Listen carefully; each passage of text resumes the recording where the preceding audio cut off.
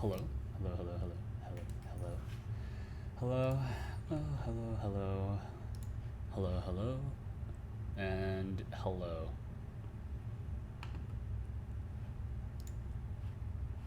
I almost clicked stop streaming for whatever reason. Let's not do that. Almost clicked the wrong button there. Could have been very bad. Well, I suppose not very bad. I've only been live for like 7 minutes. It's not too bad. It's not too bad. Oh god, my ears. Okay. Let's get started. So today I am going to be working on, it's vpuppr related, but it's actually more of just this GDMP thing. How many windows I have open? Yeah, so here are some very good whatevers, PR feedbacks, or here is some very good PR feedback. It's kind of weird because feedback is implied to be plural already. So I tried to say, I realized as I was about to say it, there are some very good PR feedback, but no, there is some very good PR feedback. Well, I suppose feedback can be singular or plural, but there are many pieces of feedback here. Because I was getting ultra twisted up while trying to improve the build script for GDMP. It's this thing here. Look at this. GDMP, GitHub, Godot, etc., etc. Let me see.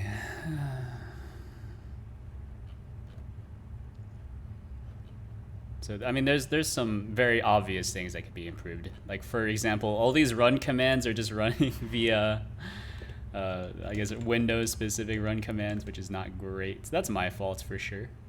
It's my fault for sure. If only because, of course, I develop on Windows, but I always forget that Windows has some weird stuff that doesn't work on Unix platforms.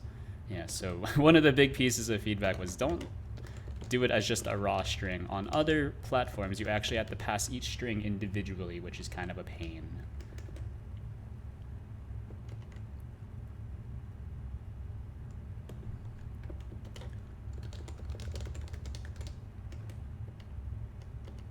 Like so.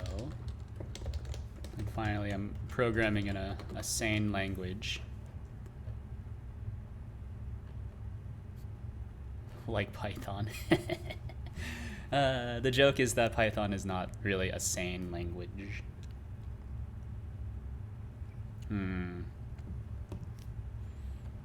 Like this is fine. VNV.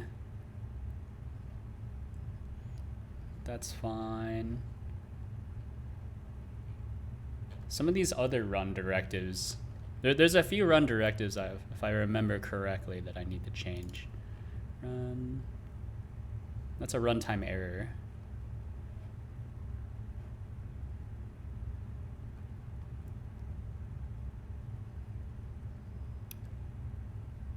Yeah.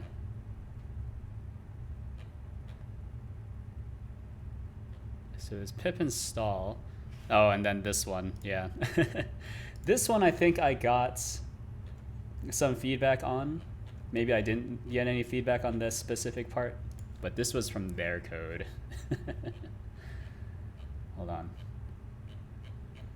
Did they mention their own stuff? Because I can change that as well, just in case. Well, that's fine.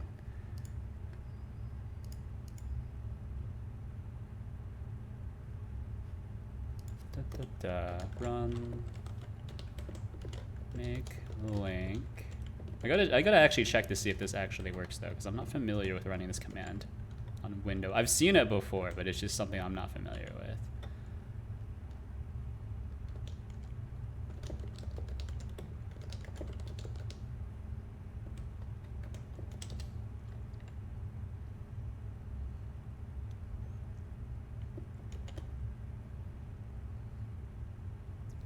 Let me think. Isn't it? think you have to do it like this, this, this, this, format, source, directory. Yeah, it's a bit weird because there are several Windows commands that do rely on quotations being present in the command. Yeah, like so.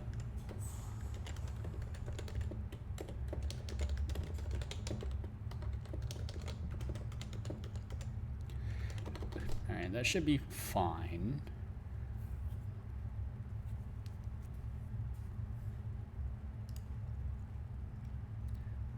This one is very fair. So let's rewrite it real quick so I have something to look at. So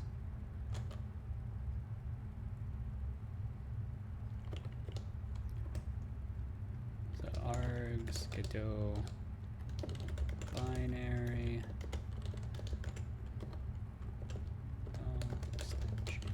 and then headless as they are recommending. Because I do have this open on my other window. And then check true, because you always do want to check to see if the command succeeded or not instead of just blindly running ahead with it. That makes sense. So Godot binary .extension API into the current directory and then do it in headless mode. And then they also do make a good point. The path should be handled as a relative path, but let's see what they did.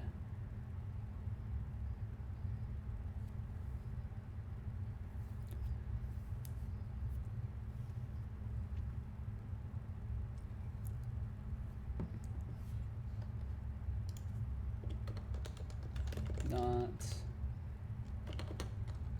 path is absolute. They did API JSON path. Path join OS gets current working directory JSON path. Beautiful. Makes sense to me. Generate bindings. They say that we should change directory just to make sure. That makes sense.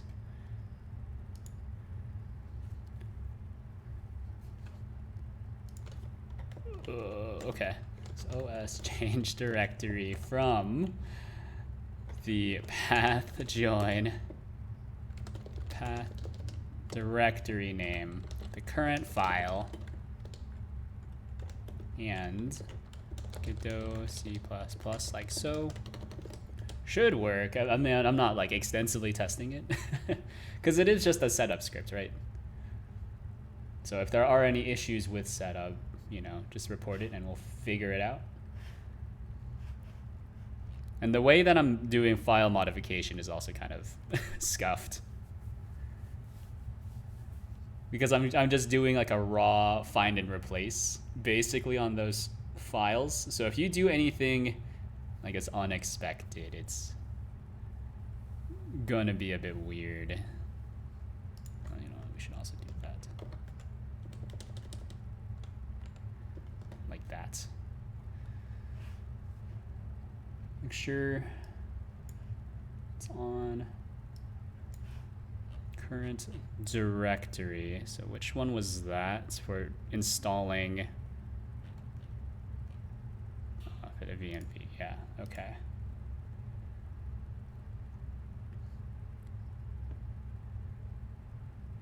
All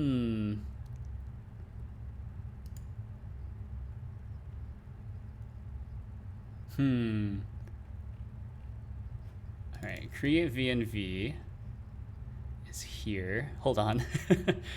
I think if we want to make sure, I suppose what we could do is OS change directory path directory name file. Also, I suppose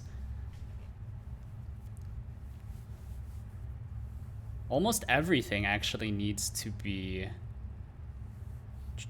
You wouldn't want to do it here. You would want to do it...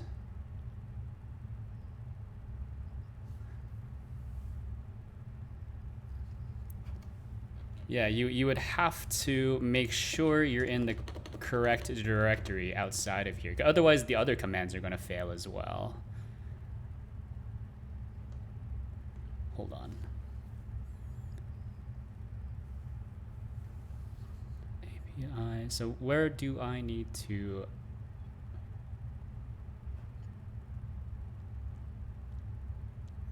When do I need to do this? Could just do this at the very start. So assume that we're here, or maybe no, maybe don't assume that we're here at the very start. But here we do need to ensure that we're in the correct directory. So here, only need the correct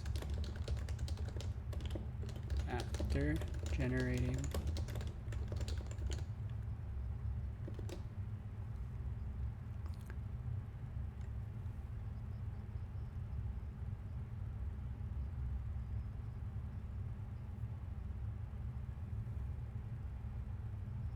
I gotta think. I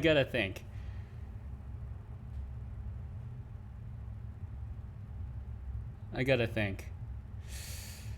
How would you want to do it? Because somewhere it's going to break.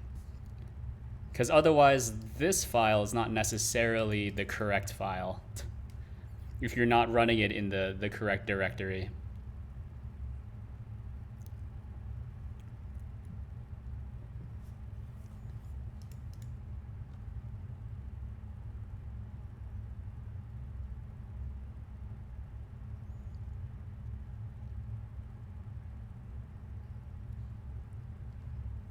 Yeah, I suppose it would need to be like os get current working directory.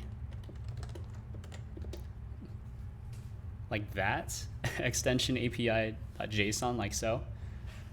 And then to pin package versions, which is the last part of their review, I think that pinning a package version is always extremely helpful, because otherwise you're trying to target a moving target, as they say, which is extremely painful. So let me see, where's my thing here? There's VRM Packer. I don't want to think about that ever again. Unfortunately, I will have to think about it eventually, but I don't want to work with it right now. It's such a pain to work with.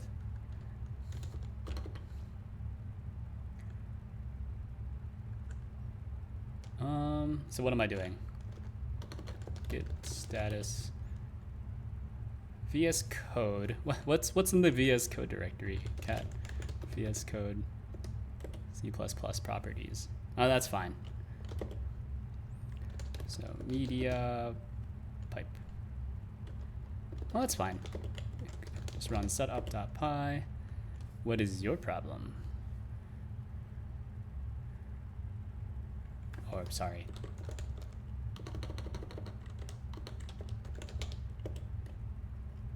So all of this still makes sense. We can run it without any args, which will then do this. When error, the system cannot find the file specified, which makes a lot of sense because Godot binary needs to be, let me see, it's apps, Godot, I don't know, Godot version 4, 3, then what else? That's pretty much it, yeah. Patch failed, that's fine. Patch does not apply. Unable to symlink GDMP source to mediapipe workspace. Is that true? Is that because I changed?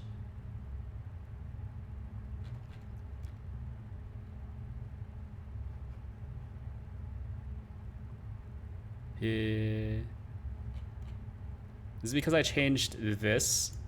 here. So like this should be like done in a Windows specific way, which is kind of strange.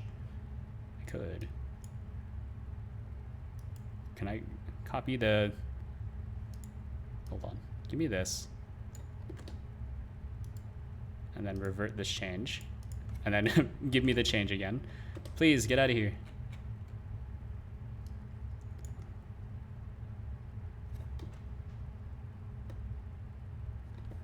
So give me this, like so, and we'll run it again.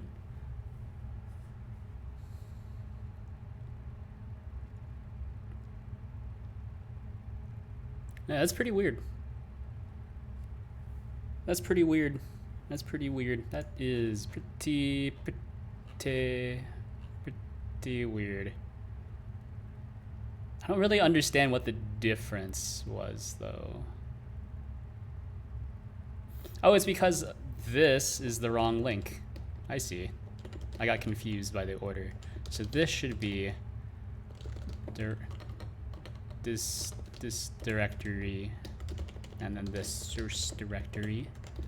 One more time, just to make sure that we're all buttoned up. Ah! Really? Shouldn't this be valid?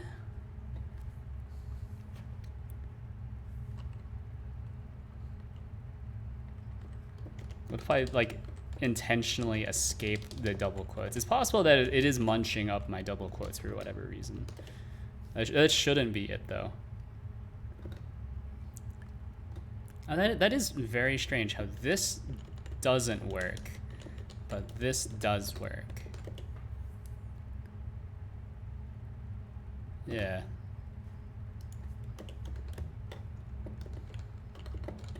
It works on Windows.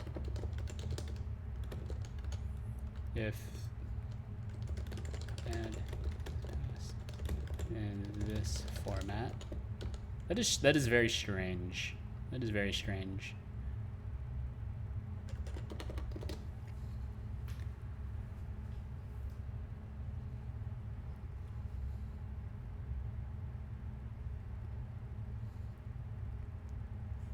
So patch and symlink needs to be done from the current directory. Modify file needs to be done from the current directory. The create VMV needs to be done from the current directory. Okay, cool.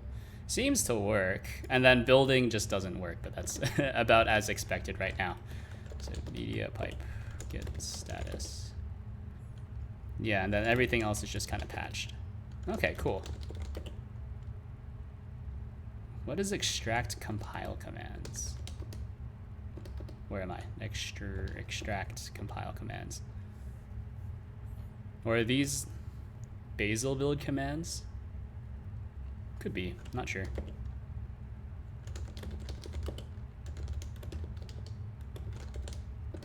So pi.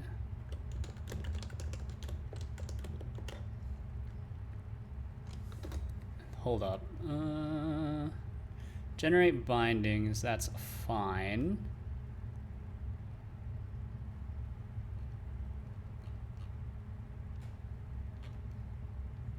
And what things did I have to change?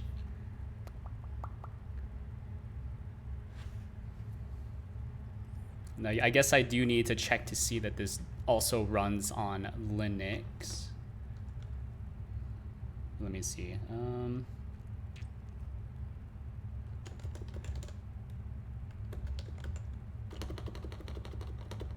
Ensure setup in the directory.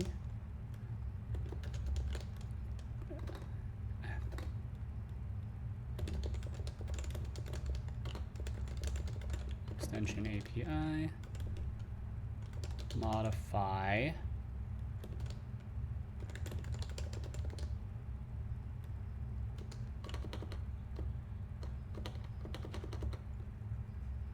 Run.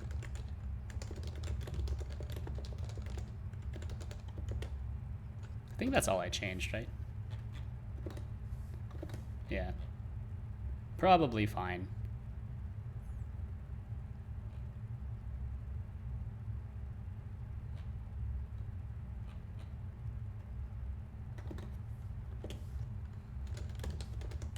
So just git push this, and then we can start up this thing. Don't look. Good thing it doesn't actually show this in plain text, otherwise that would be very embarrassing. Git remote. Oh, sorry. Don't pull upstream just yet. We do want to pull upstream eventually. Oops, sorry. How do I paste? Is it just this? It's just that? No? Oh, like that. gdmp. I probably do need to hit it with a sudo apt update. I don't remember what my password is. That's my password. My password is actually different on like a ton of these systems.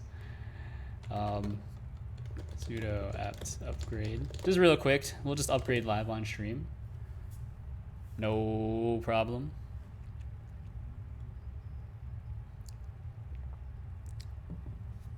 No problem. So this should have been updated.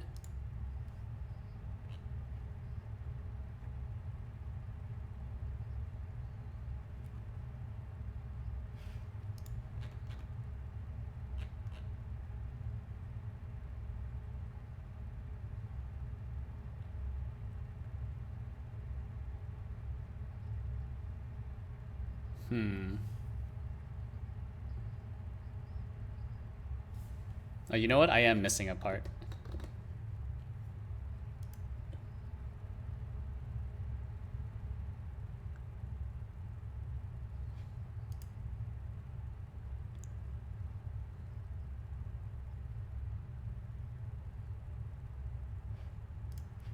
You know what? I think this is this is false. We do need to move ourselves.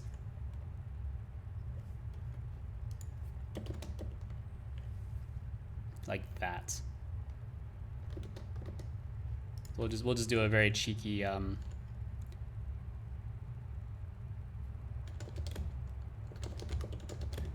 git add set up, git commit fix up, git rebase.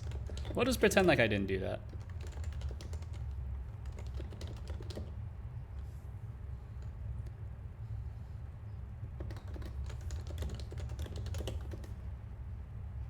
Go here. Then I need to remember there's a specific way that you need to do it here. So is it like, it's not git pull force, I'm pretty sure. Or is it? Cat setup pi. Just make sure. Just gonna make sure real quick. Oh, I don't have the correct branch. That makes sense. Git check out feature streamline setup. And then cat me again. There we go. Okay.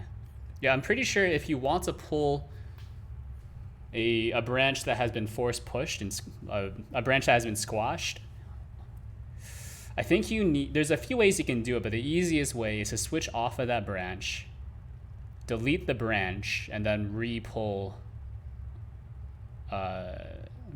from whatever remote has that change, and then switch again. I think that's the correct way to do it, but I don't remember.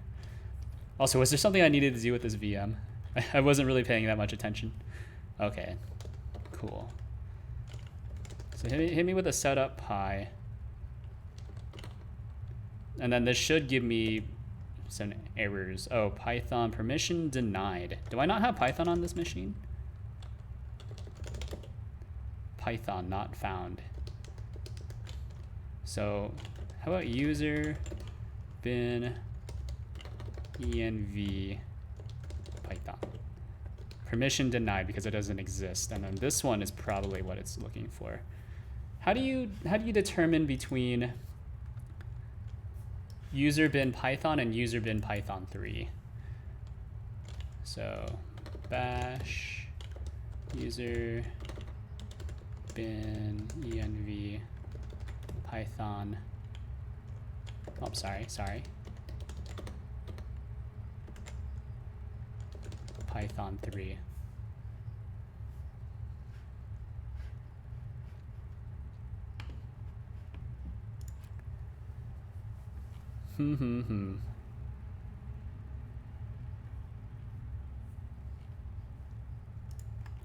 Let me see.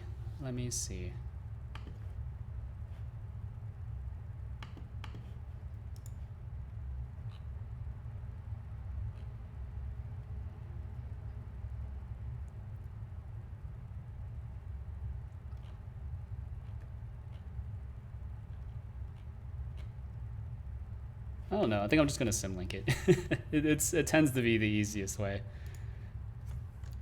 Let me hit it with a sudo symlink symbolic link user bin python 3 user bin python.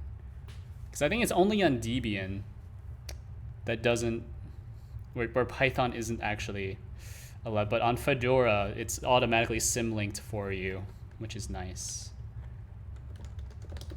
So, whatever. Yeah, no such file or directory Godot.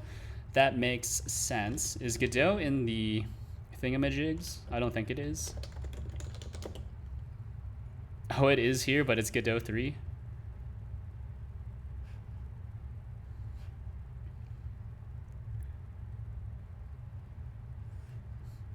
Okay, and these are really old ones as well. 3.3.2.3. Extremely old. Okay, so I can just curl that onto my machine, I guess. Godot engine.org. Download the latest. Give me the Linux ones, please. So copy link address. So curl, follow,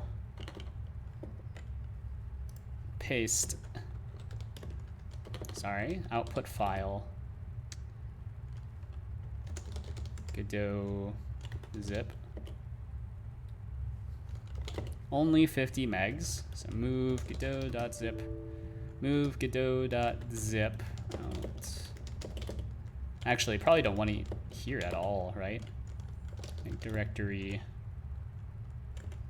I don't really want to have it on my bin, but I can. So dev godot zip bin unzip that file rm godot zip.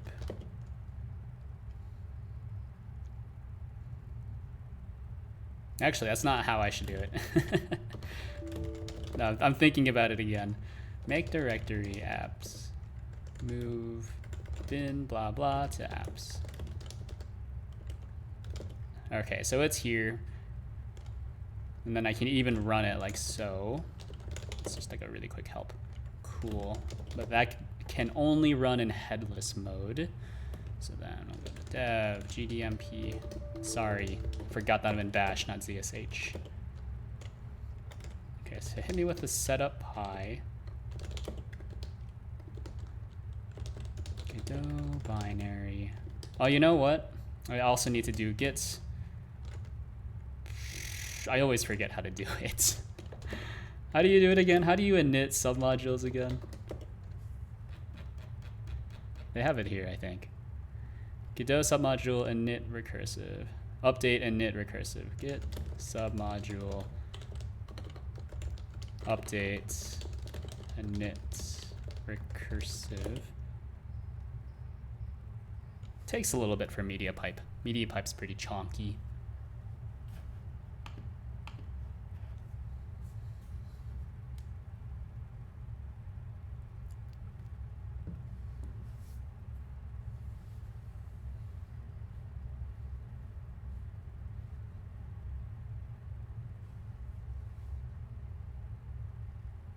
Wait for it. It's thinking about it. We'll give it some time where I'll look back over my stuff again just to make sure we're all buttoned up. Generate bindings. Yeah, I don't need to do that there. Have I resolved API.json? Yeah. I've resolved that as well, or at least I should have resolved that as well. Let me see. Just gotta look at this again.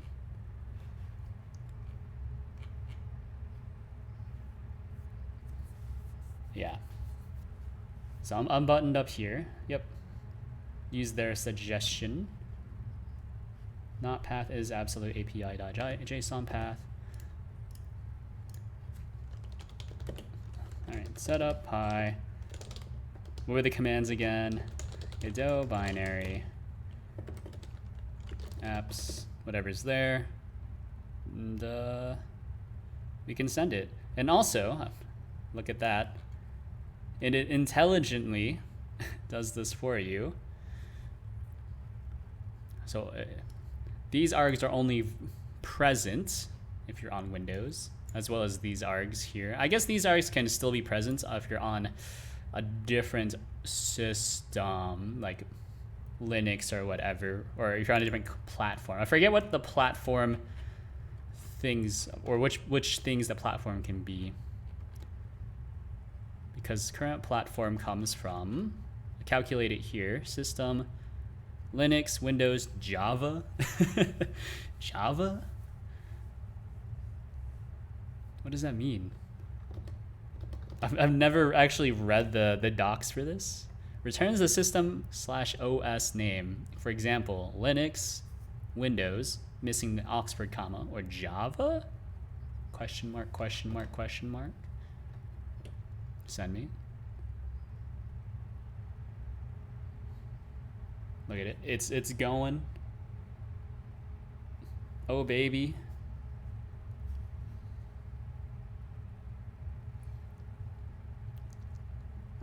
There we go. Seems to work, yeah.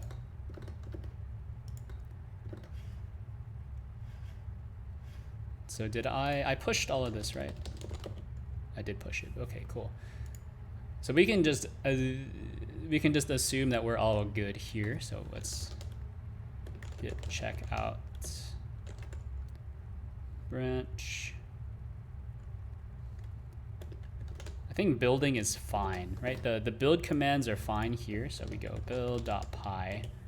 Yeah, so they're already using argparse with a single argument. And they pass it to main, which I feel like you don't really need to have a main in Python, my opinion, but you know, because your main entry point is actually whatever is not wrapped within a function. Everything that's already in a function or a method or whatnot is not executed. But for example, you can have just root level expressions like if, and then this is a very common mnemonic, not mnemonic, but pattern that everyone uses if name is main. So that's just what most people look for anyways. I used to do the main thing, but I think the way that I've structured it here makes sense. Basically, I've moved away from like big long function chains. Like, I guess it doesn't look like a big long function chain, but the fact that like it bounces from copy outputs and then potentially bounces elsewhere. Yeah, see. Copy output to one of these actions, and then it just calls one of those actions kind of implicitly. So from copy desktop, copy to Godot, copy to Godot. Yeah, so that's like 3 levels of indirection, which I find kind of harder to parse. Well, at least keep in your head, as opposed to this, which is just 1 level of indirection every single time. Right, so after this, we just run this. Generate bindings is completely self-contained. Patch and symlink is, in theory, 2 levels of indirection, since it is using one of these symlinker definitions, depending on your OS. Modify file is 1 level of indirection. Create v&v, 1 level of indirection. That reminds me, I do need to respond to this.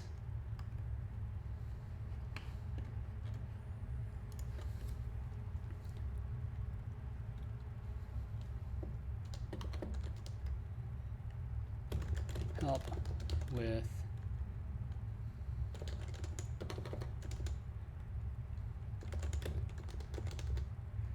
debugging issues.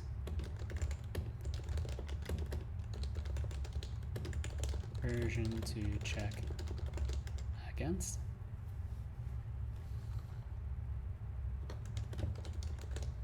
Otherwise,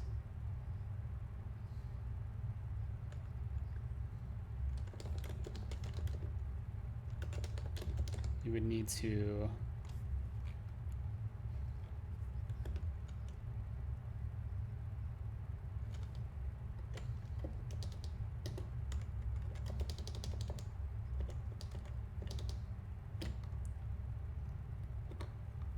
yeah, I mean that's pretty much it, right? That's it. There's a pinned version to check against.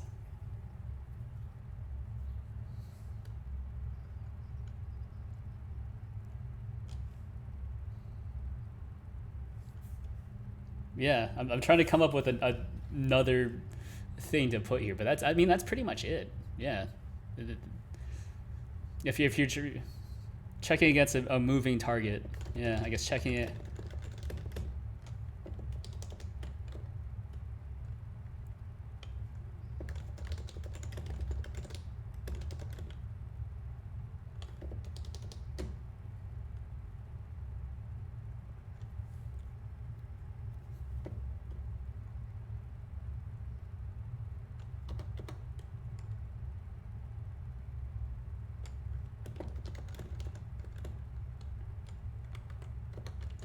Pinned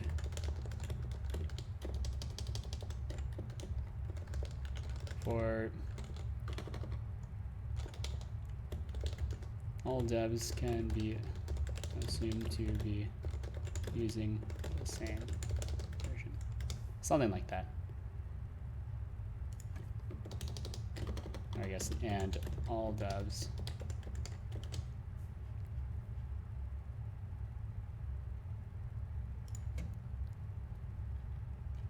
I think I do need to go here. Git check out 4.0 git pull. Oh, sorry, git pull.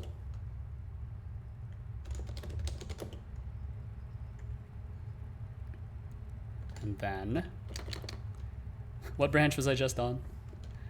Git check out feature streamline setup. Git rebase 4.0.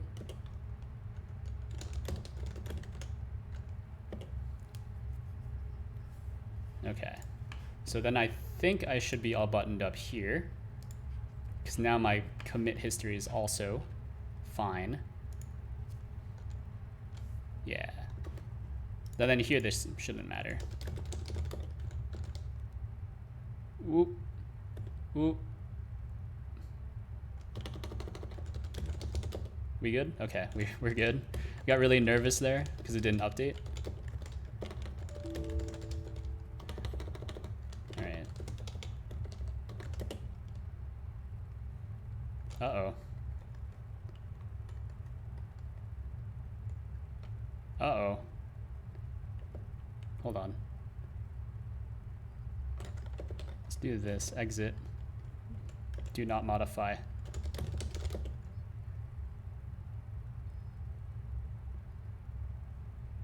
How am I ahead by 3 commits? Oh, it's the streamline. What the heck? See, this is what I was talking about. Now I'm very confused. Git remote.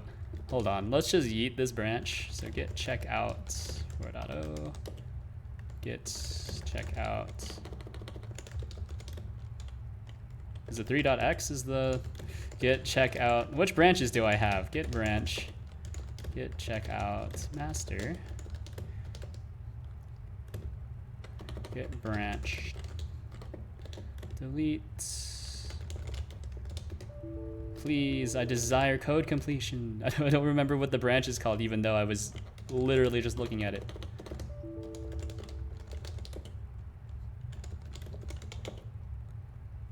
All right, git check out feature streamline setup.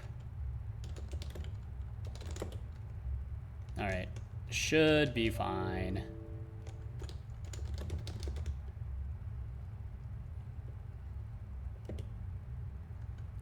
So hold up. Binary. Oops. So we can just run this again real quick. All right, cool.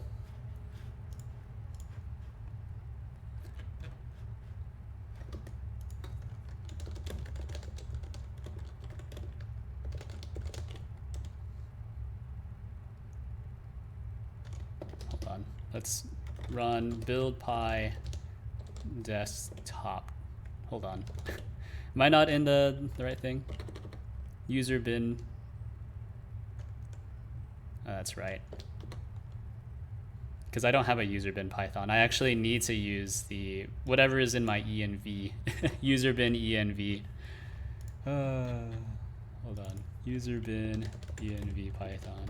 Because at least on Windows, I symlink it, I think. Or Windows automatic, or Git bash on Windows automatically symlinks it for you. Starting local Bazel server. Hold on. I think I did this wrong as well, because I had this in a note. Yeah. This is actually what I should be setting the path to. And then when I run it, I need to specify the Bazel LLVM. Hold on. If this is running, it's going to fail once it starts trying to compile some stuff.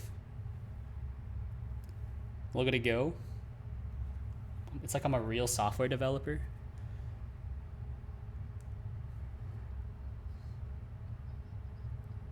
Look at that.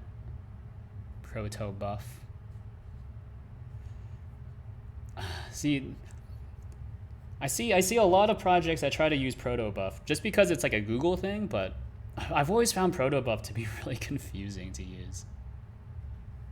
It's like, unless you are sending all kinds of messages in like a really polyglot kind of way, like across all types of languages, you don't really need protobuf, right? There's so many other formats you could use. Or if it's not even meant to be like an open source thing, like, yeah, I guess it's better to follow some sort of open source format, but like if you're just sending things to other people or to other like internal users of your application, you could just use your own your own buffer that's more tailored to what you need, or even like another one that's just easier to use that doesn't require like code gen like protobuf does. Like you could just use like message pack or something. Like I think that's pretty easy. All right, so we've run into errors, but don't worry, I already know where my first error is. It's here. Because this should be this, like that. I also need to check to see if that path actually exists. So scoop, apps, OpenCV, current, x64.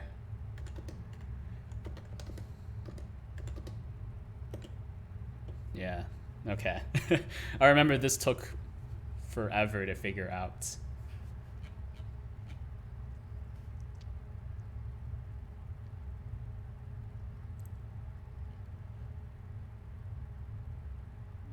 Yeah, okay. So let's switch our branch. So I haven't changed anything here, right? Oh, I changed build.py, but that's fine. Git check out.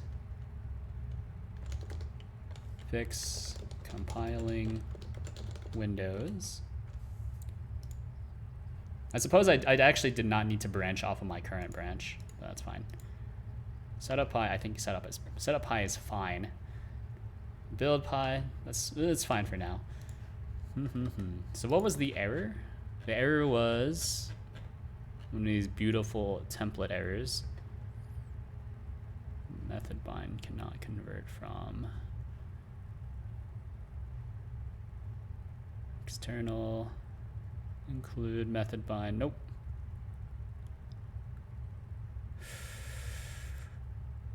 GDMP framework graph CC. Okay. And I'm assuming it's this GDMP. Where is it?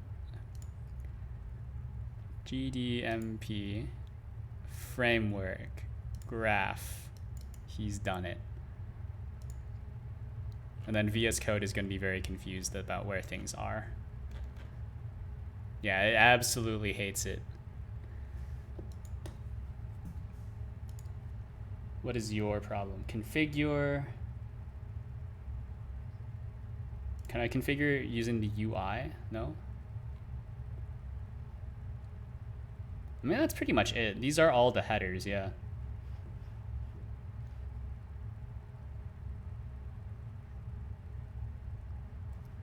Yeah. It's this one. Yeah, this is the correct configuration. Should be anyways.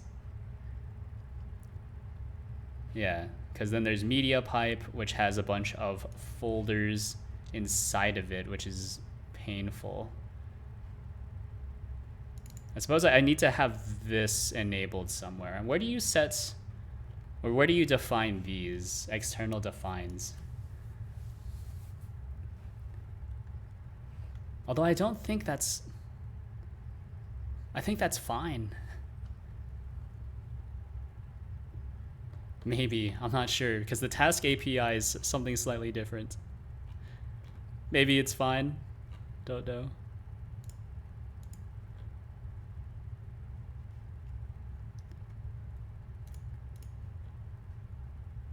Let me think.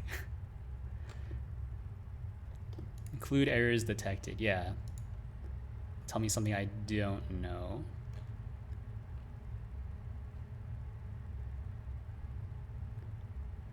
Oh, these are implementation details, so they're not supposed to be accessible, but they're still using it. Fantastic.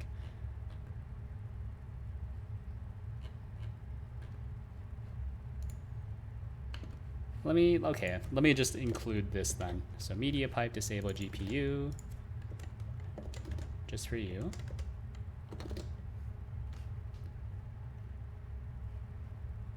So maybe my include paths should not be so scuffed. Maybe. Looks good. Oh baby, okay. So now IntelliSense should be working.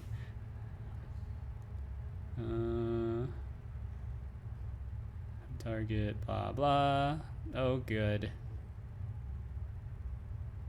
See reference to a template instantiation. What's at 15? Bind method. Yeah, I mean, that looks fine to me. Mediapipe graph. Graph. All right, put me over here. I'm not sure what I'm looking for.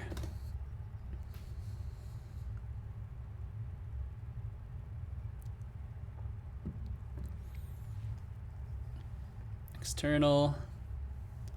No default constructor. Hold on. We can read it. 16. It's pretty much all of these. It hates all of these. Oh, yeah, it absolutely hates this class right here. Okay. So I'm pretty sure all of these errors are referring to all these method binds. No, why is that? Why is that?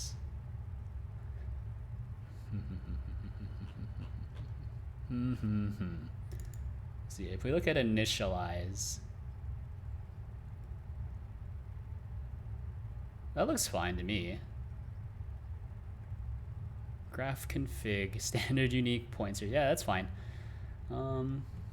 Callbacks clear. Using namespace, yeah, looks fine.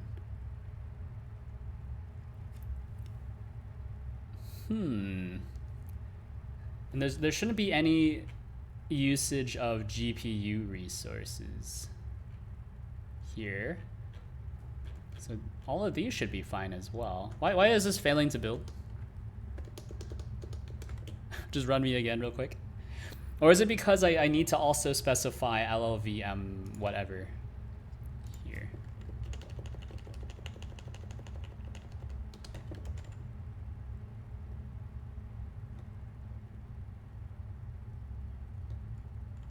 Or actually just give me this. Sorry. Give me this. Basal LLVM.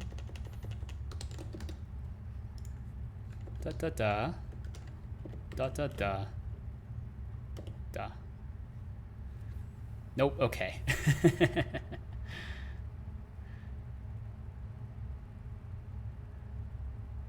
Oh, did I put 15 instead of 14 here? For OpenCV?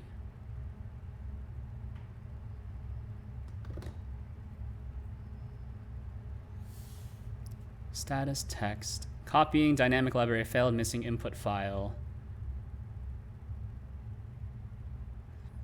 Or is this one wrong? No, that's 314. Or maybe this should actually be here? Is that what it's asking for? Okay.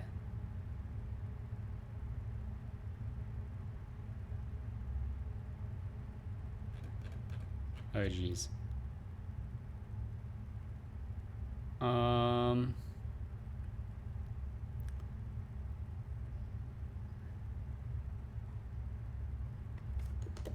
What's your problem? In C++ library rule, do not use, these are all warnings.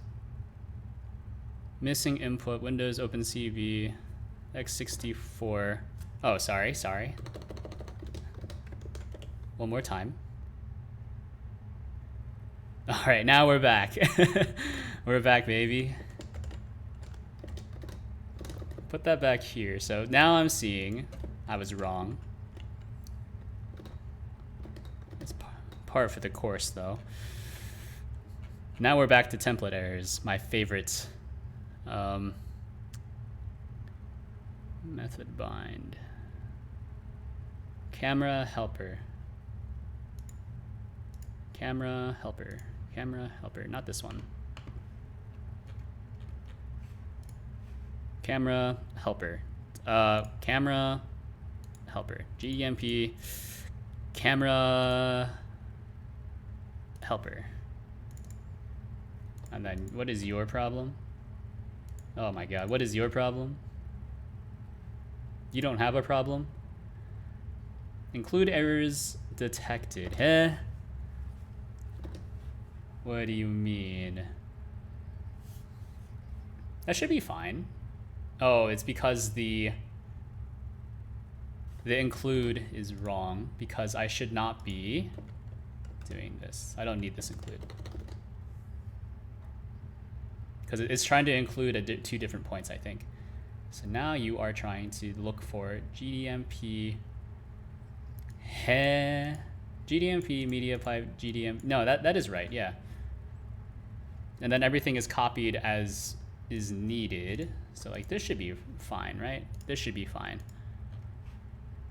So what is your what is your problem?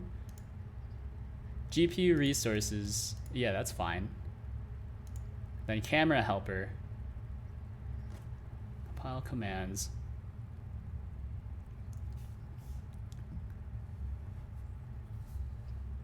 I guess I can do this. I mean, it should already do it by default, but whatever. GDMP. Give me everything under this directory as well.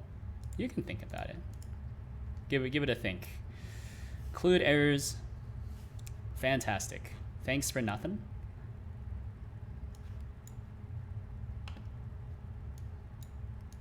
I love C++.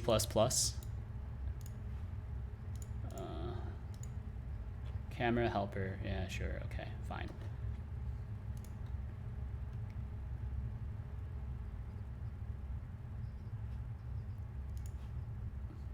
Mediapipe camera helper.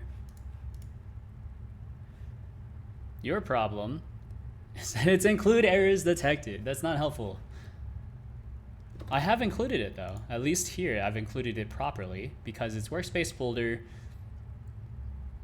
Like I shouldn't need this third one, right? Because everything is just copied into the appropriate build directory anyways. The anyways,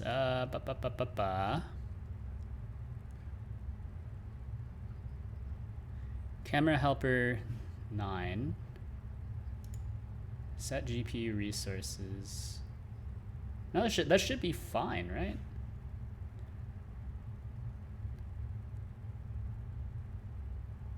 Or is it because they're not implemented at all? Is it because there's no implementation? And that's why it's failing to build? That could be it. That could be it. Is there a CV one?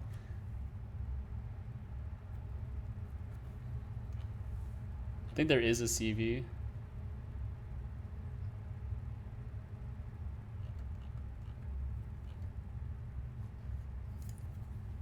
So how do you set which one should be compiled then? Because it's saying that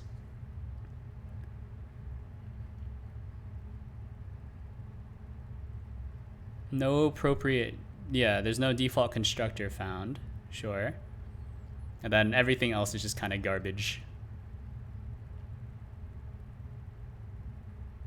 Yeah, and then it's just complaining about every single bind method call.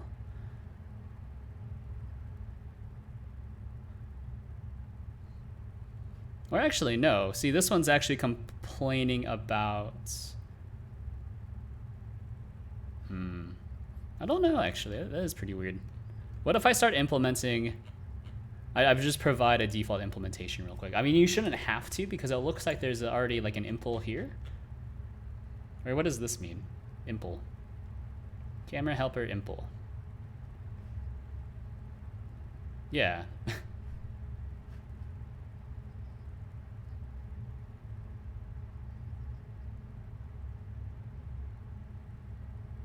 Oh, that's curious, actually.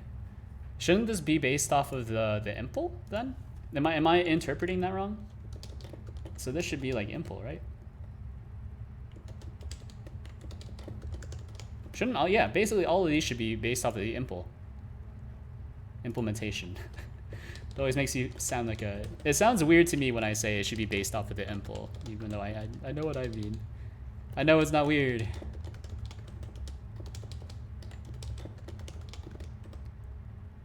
I don't know, send it. That feels right to me. Nope. Nope. Nope.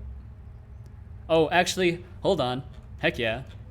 Different errors, maybe. Let's go.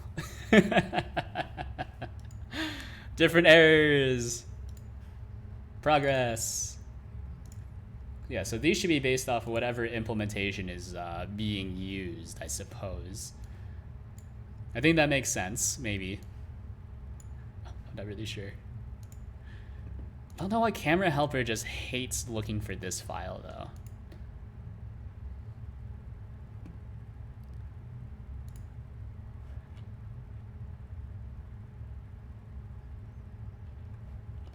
Yeah, it absolutely hates this file, and I have no idea why it doesn't like this file. It's because memory isn't available. I don't know. I don't know. But what is your problem with graph config? Graph config, line 15, parse bytes, and that's the only one it has issues with, huh? Graph config 14, 12. Excuse me?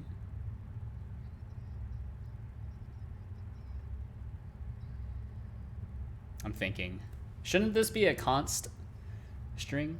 Because it's not doing anything with the string, so... And then Godot likes it when you pass references around as opposed to passing by value. That sounds familiar to me. So 12, and then this should be a different one. Graph config, okay, so it just hates graph config.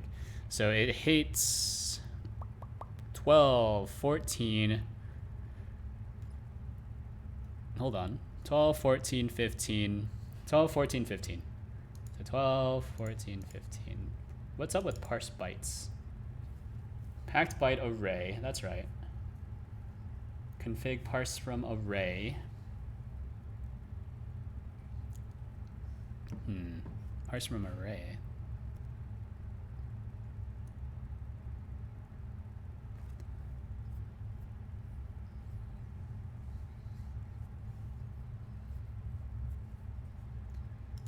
And then this is a graph config. Yes. Yes. Where does this come from? Where does this namespace come from? Calculator options. Okay, that makes sense. Oh, geez. Oh, God, I hate this. I can't read this. I have no idea. Oh, no. Who writes like this? This is wild.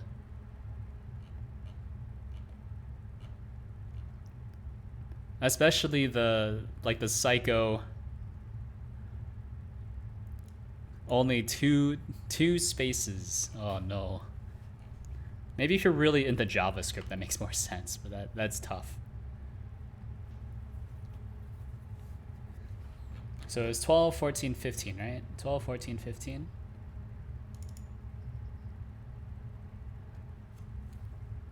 So that's weird that it was able to compile 13, right? Just run me again if you feel like it. It's compiling other stuff as well. And then we explode. Very good. I mean, we can even run it like with verbose failures, maybe. I think I would need to change the build.py.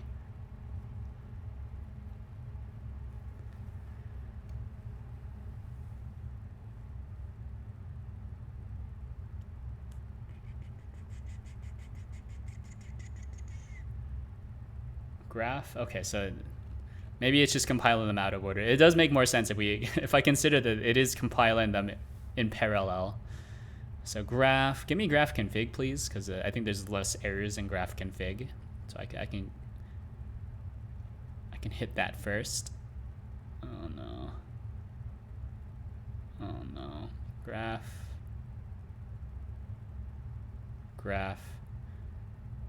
All right, fine. You know what? Run me again, and hopefully I can roll the dice.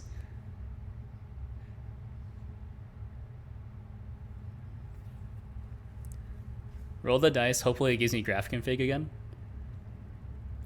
Does not look like it's... Okay, fine. Let's look at graph. We can look at graph. If that's what you want to compile, then we'll look at graph. Fine.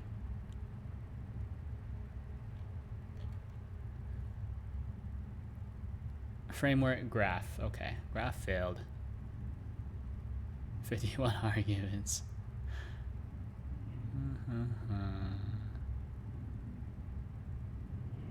Graph 15. So what does initialize look like? So I've done this before as well. So when you're passing on refs, that's how you're supposed to do it, I think. Right. So if I look at the Godot C++ repo. Has he responded yet?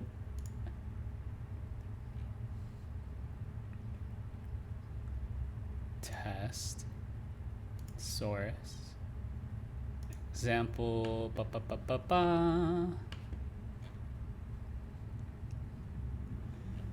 Do they ever pass a ref around, or they might not in this example? Like the Godot C++ examples are kind of garbage for sure. Yeah, so yeah, you can check here, ref from this. Is it because potentially this is not a ref? So oh my God, this is the graph config. No, no, it's a nested build error. No, okay, I hate this.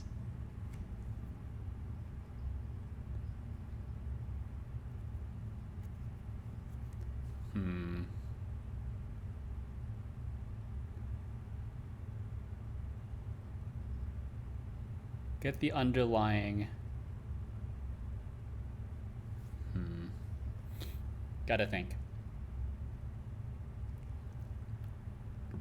Like, I feel like these are like Godot specific, so they should be in different things.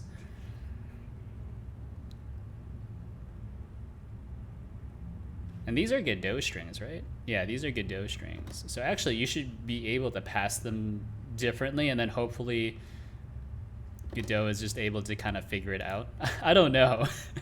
Let's just start changing things. I have no idea. Because honestly, like, these all look correct to me.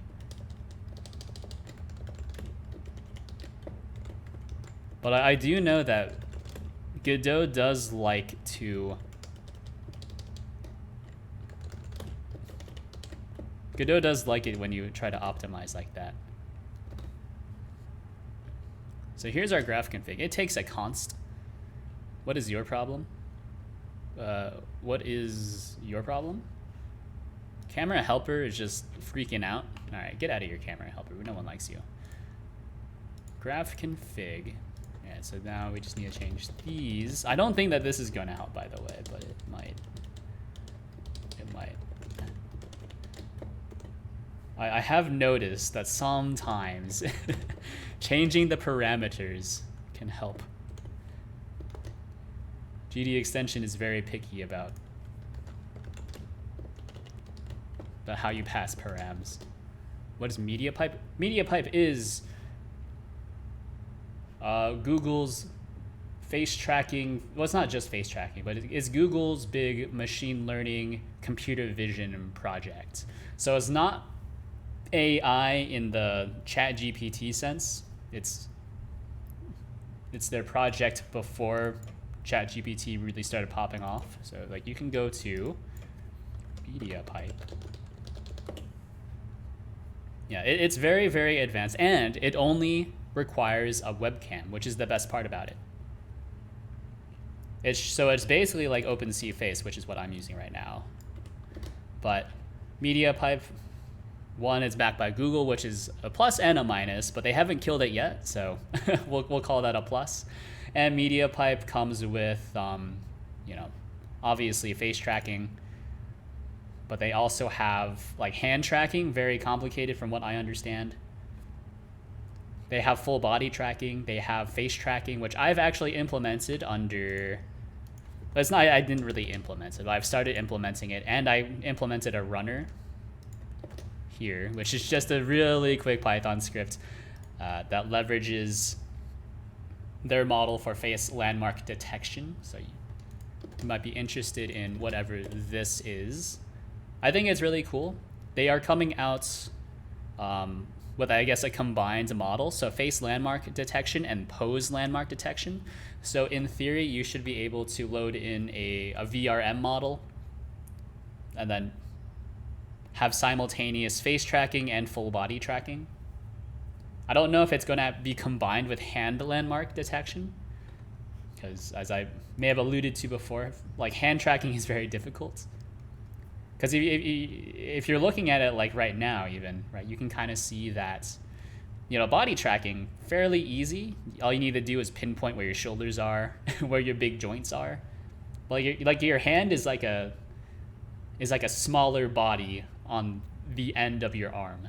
So it's like a more precise pose tracking, I guess, which is why it's for whatever reason harder. That's what I've like reasoned it out to be. I don't know. I don't do ML. I only connect things together and make models move. I like using the duck though because it's less strenuous than my CPU while streaming. But yeah, so what I'm doing right now is opposed to whatever I just linked, snake pipit, which is supposed to be like snake pipe, but also combined with puppet, like media pipe, snick, because Python, haha, I've mashed 3 words together. But this just works like OpenSea Face. OpenSea Face just broadcasts using Python, blah, blah, blah. Whereas what this is media pipe compiled into a Godot GD extension. So I'm trying to figure out how to make it compile for 4.0, because it's not compiling for me right now, because I'm just getting tons and tons of template errors, which is beautiful. And by beautiful, I mean extraordinarily painful. Yeah. Okay, hold on. oh baby, a different error. Okay, it's working.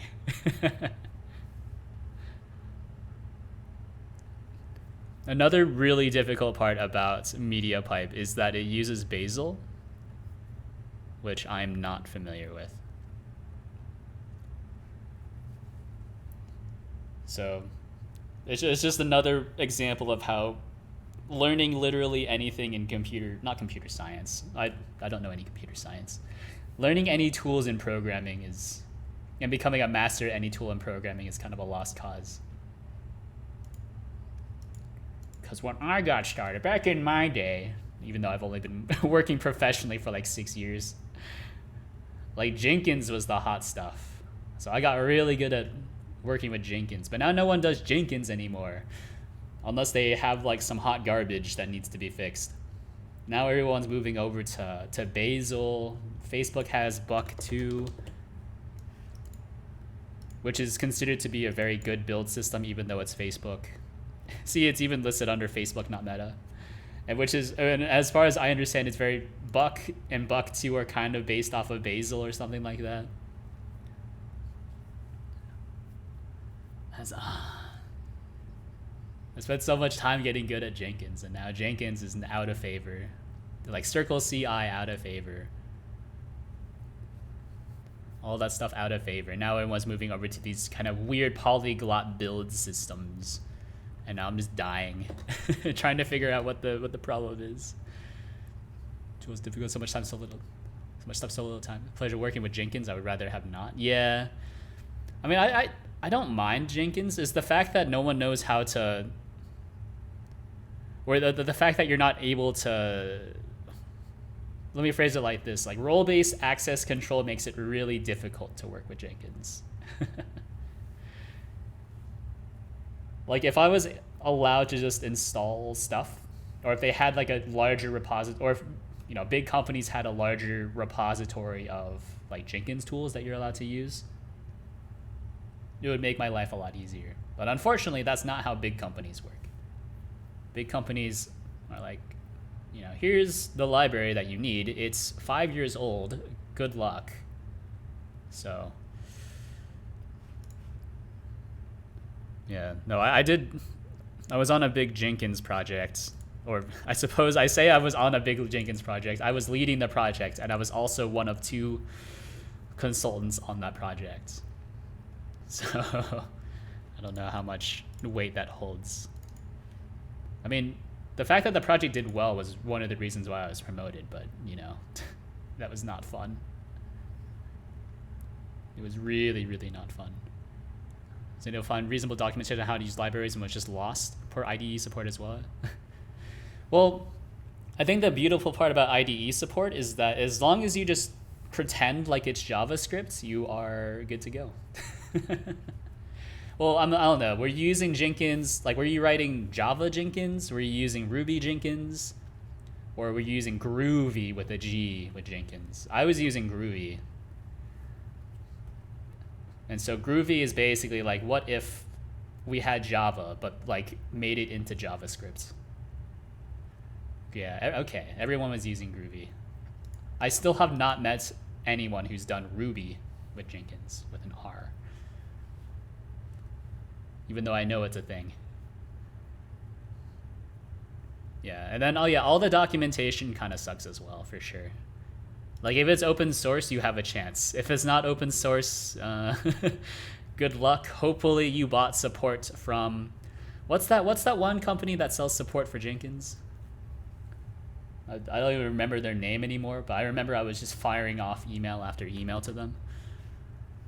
Proto 8. So it's 8, hold on. 8, 9, 10. 8, 9, 10, 11, 13. 12 is fine. 13, 14, 15, 14, 15? 14, 15, 16. Oh, good.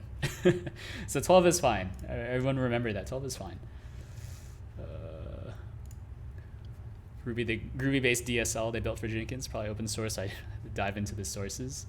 The Groovy-based DSL. So you weren't even allowed to write like the Groovy stuff. You had to use the Groovy DSL. That sucks. Yeah, luckily where I was, no one used the DSL. You always just use the You just always wrote your own pipelines in Groovy. But then they had some sort of weird, like any company, they all had their weird kind of polyglot systems. So if you wanted to query like job commands, like who ran the job, you had to invoke like a Ruby script that then invoked a Perl script. But then that was bugged because it wasn't giving the right user, so then I had to patch it. Why am I patching this? There's already a library that does that. I don't even know any Perl. I hate Perl. I didn't know any Perl going in, and I feel like going out of that project, I know less about Perl than I did going in. Ruby's fine. I just feel like all these dynamic languages lend themselves to garbage programmers. Or maybe not programmers, but garbage programming. I'll refrain from speaking about the quality of programmers. Initialize. Oh no. Was 8? 8 was one of them? I hate templates, by the way. Oh no, 8 was one of them. Oh no. Where is it? Oh no. Why? Why?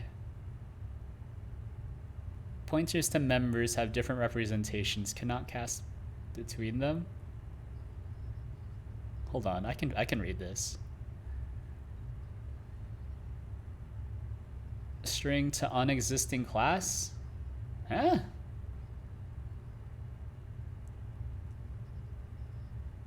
What do you mean? Is this a different, is it trying to pull in 2 different strings? IntelliSense is telling me that they're the same string, but does mediapipe have their own? Oh no, wait, does Google have their own string? Please no. Okay, okay, Google does not have their own string. Just trying to learn how to do a Docker build within Jenkins with a Jenkins file.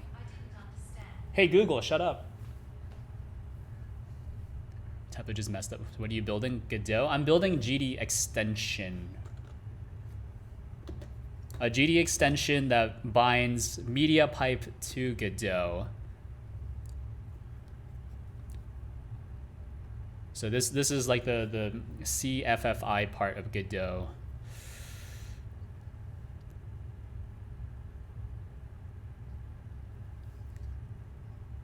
Because doing it this way gets you super fast performance because you don't need to go over the wire, right? So you don't need to send any packets over like UDP, and then you don't need to what's the word? You don't need to parse the packets into actual data.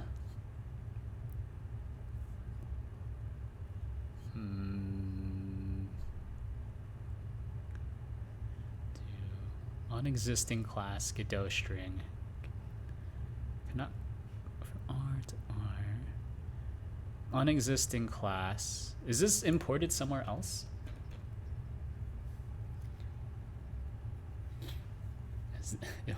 Oh no, is this used anywhere else? Please no. Proto.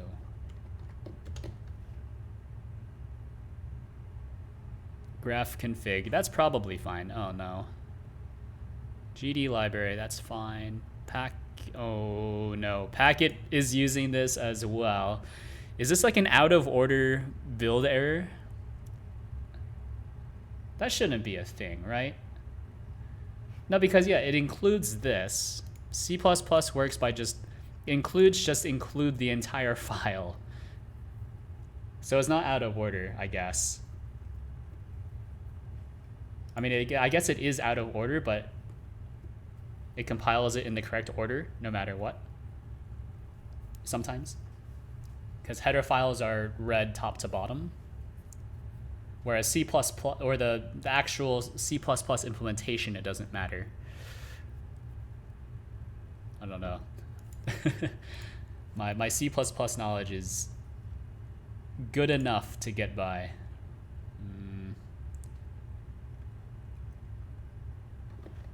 Let's just run it again. I haven't changed anything. Oh no, it's a different error. It is out of order. I haven't changed anything. What did I change here? Nothing. All right, so it's in camera helper. Oh, sorry. Camera helper C++. Or have I been changing the wrong files? Is that why it's... No, it's not. Okay. So undefined type. Mediapipe camera helper.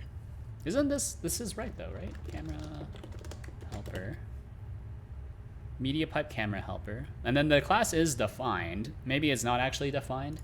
But then if I do it this way, then I just run into errors.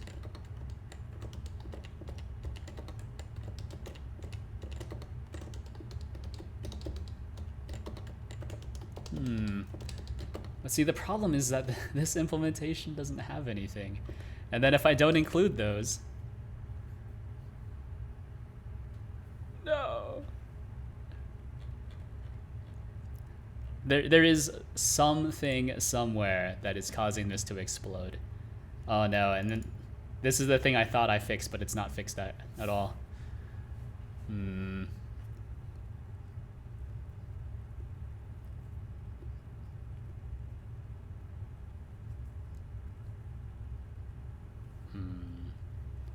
What is this? Standard string? Yeah, the standard string. You don't need to do it like that though, right?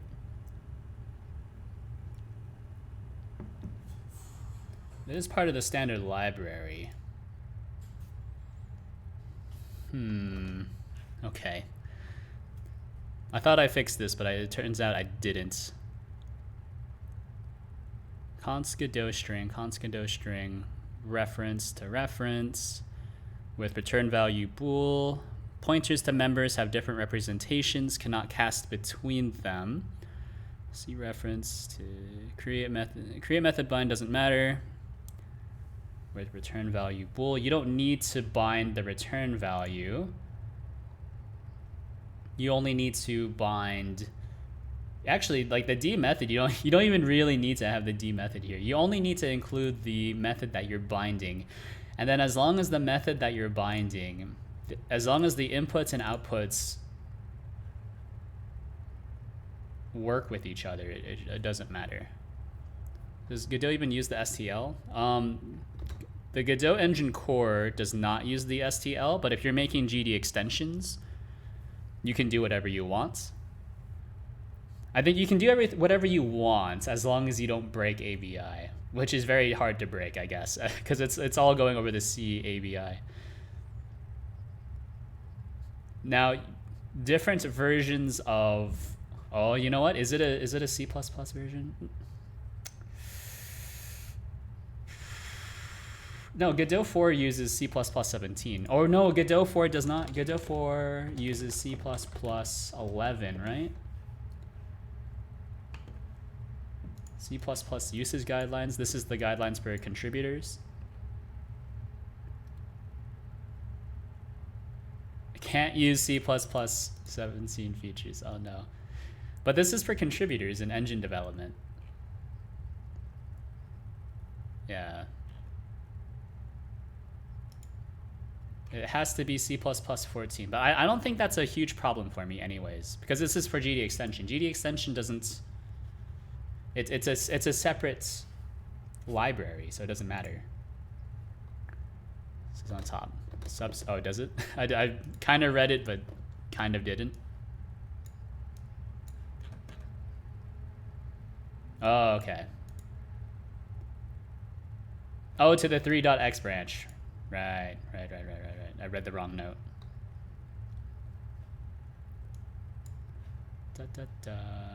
All right, well, I think I'm fine. Don't use auto. I also don't use auto. And then don't use the STL. Okay. That's fine. Well, just look at the template again. So as long as, in my experience, as long as these match up to this, I think that's fine. Should probably be fine. Yeah, like Godot unexisting class, that's just a placeholder. Pointers to members have different representations, cannot cast between them. Now that's something I'm not familiar with. Being compiled. See reference to function template instantiation, method bind. I'm pretty sure these are all just garbage template stuff. Method definition, yeah. No appropriate default construct. No appropriate default constructor available. How did I do this? Because I've done this before as well.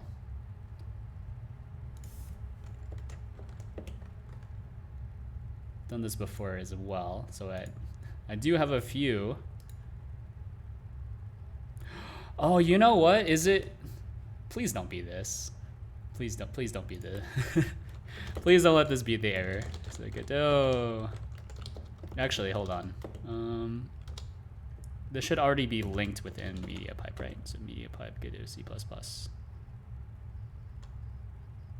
That's probably fine. I don't know. I'm looking for Godot C++. Don't see it. All right. So Godot C++. I'm tagged to 4.0.3. What is GDMP tagged to? I guess I could just go into Godot C++. Or, hold on. Is there a 4.0.3 version of Godot C++? There is. Godot for stable. So git check out. All right, fantastic. How do you switch a submodule to a branch? Do you git pull and then git check out? All right, thank you. All right, run me again. Maybe it's just because of a version mismatch.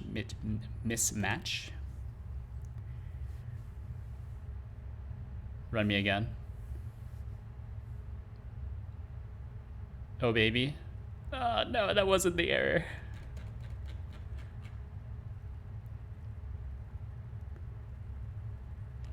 That is sometimes the error. Not always, but sometimes. Okay, so this is still... So this is not, it's not finding the matching overloaded function, which makes sense. But that's because these are the actual functions that should be used. Maybe it's because there's just nothing here. Like, I did think that this is weird. This is pretty weird. What if I just stub these out for now? Because as far as I understand, this is still under construction, but I can stub it out.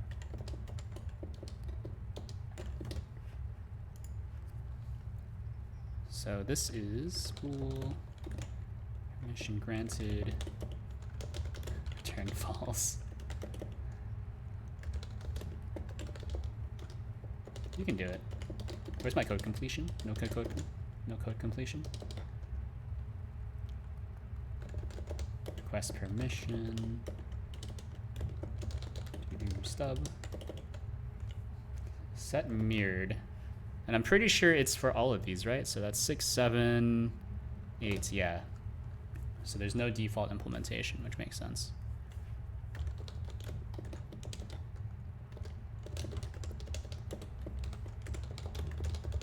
I think, isn't it also that when most people write C++, they actually use a real IDE as opposed to VS Code? Maybe I should actually look into using like Visual Studio instead of VS Code or something. Or at least like code blocks or something.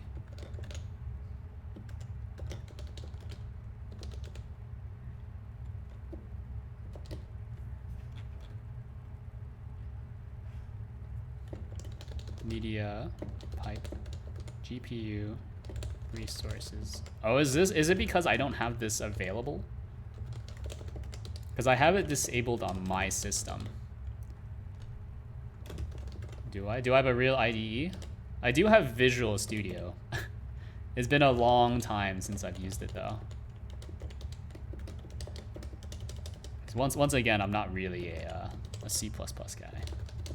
I know enough about C++ to get started and to base my code off of other people's code and then make it work. Or even more than that. I'm selling myself short. I mean, I did figure out how to do all of this stuff.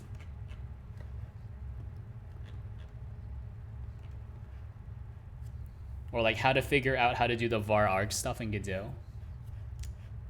Because there's, once again, the examples are pure garbage. So they show like an example of binding it, but they don't show an example of how to use it. And it's like, why would you do that? All right, run it again. It's probably the same error, honestly. Nope, this is proto next time. I guess if we're just trying to get it to compile, that's probably fine. So at 16, set variance value. Are you allowed to pass variance by value? Or at least when you're binding it to Godot, are you allowed to pass it by value? Because I think most variants are passed via pointer. At least I think that's right. I don't remember. Oh no, but this, all my implementations here use var args.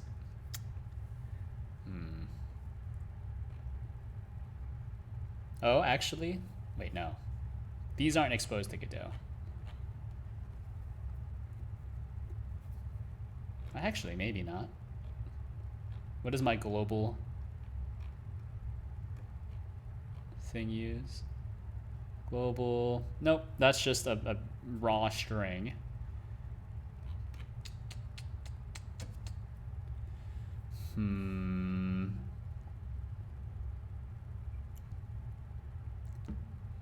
But yeah, I have Visual Studio. I don't know how to use it, so I'm not going to use it. Although I probably have used it before. Get field descriptor. What is get field descriptor? I think another problem with templates is that the templates tend to bleed into each other as well. If there's one error, then it kills every other template. I'm not really sure where it's coming from. I know that GD extension or GD native, both of them, don't allow constructors with params. Or at least these won't be exposed to Godot. Or I think it's like, are they not exposed to Godot, but you can still use them? But also it can cause things to break if you have constructors with params, because the constructors and destructures get stripped at compile time for whatever reason. Not something I'm super familiar with. So initialize. As long as this isn't bound, that one's fine. A constant function. Initialize, that's fine. That's fine. That's fun. No, that's fine. Repeated field, that's fine. That's fine. Did I add these? I didn't add these. That's fine. Yeah, these all bind appropriately. I think it's the only thing that's really sticking out to me is the variance here for sets.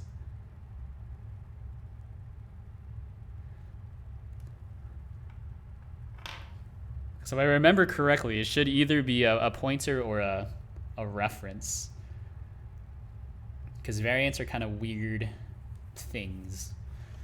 All right, let's change this really quickly, because I have a feeling it might be this one.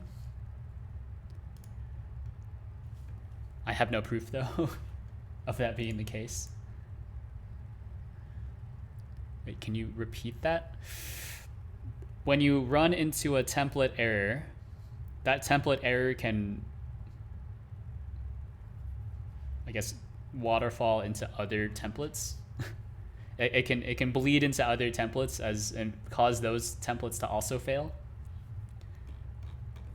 because bind method is just a fancy template method as far as I understand. And bind method is how you expose things to GD script.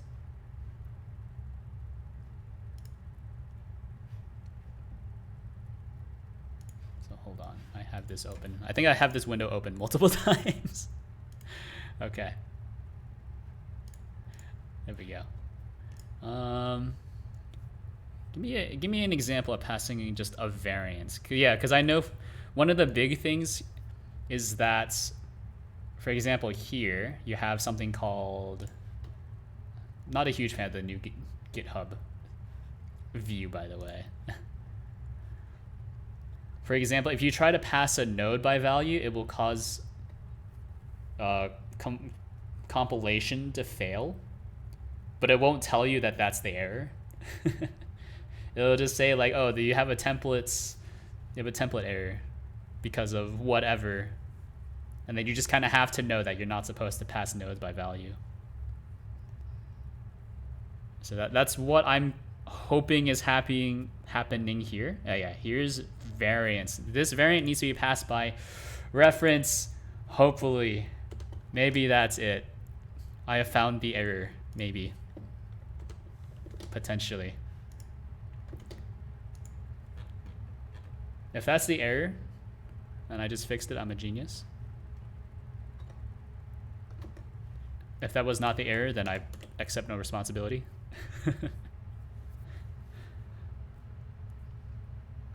Please. No! Oh, okay, it's a different file again. Okay, we're just playing round robin. So, okay, my solution was not correct. Const string.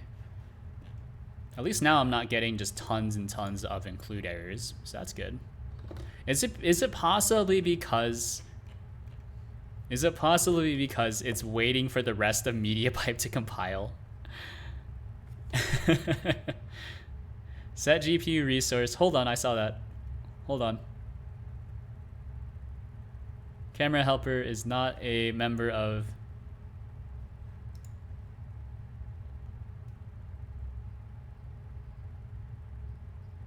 Oh, it's resources, sorry.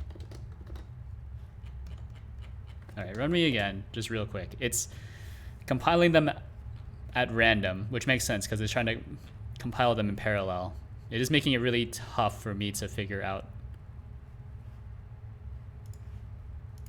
which file is specifically causing problems, or if it's just all the files that are causing problems. So at line 11, all right, now this is something that is very confusing to me. How do I read this? Yeah, so as far as I understand, this is Starlark, which is a subset of Python.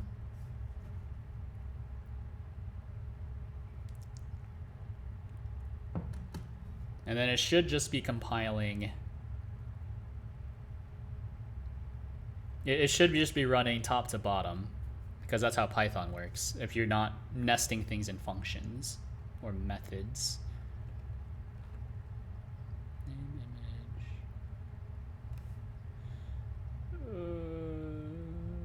Godot C++. When does Godot C++ get linked into here? Because I am using the correct version of Godot C++ now, I think. Camera helper, I'm still a bit unsure about. It says that there's include errors, though. It doesn't make any sense. Oh, just run me again. Reinterpret cast. Reinterpret cast is the same as raw cast in C++ as far as I understand. Or like a C-style cast is basically reinterpret cast. So it goes like you want to do constant cast, static cast, and then reinterpret cast, and or like a C-style, you know, like open parenthesis, class, close parenthesis. That's what those are, basically. And the Godot source uses a lot of reinterpret casts. Godot unexisting class. Is it class initialization? It can't be. Because mediapipe camera helper is here. This is camera helper. This is camera helper. This is mediapipe camera helper. This is mediapipe camera helper. And then mediapipe camera helper is all of the... Wait. No, those are signals. That's fine. I got scared. Variant enum cast. No, that's fine.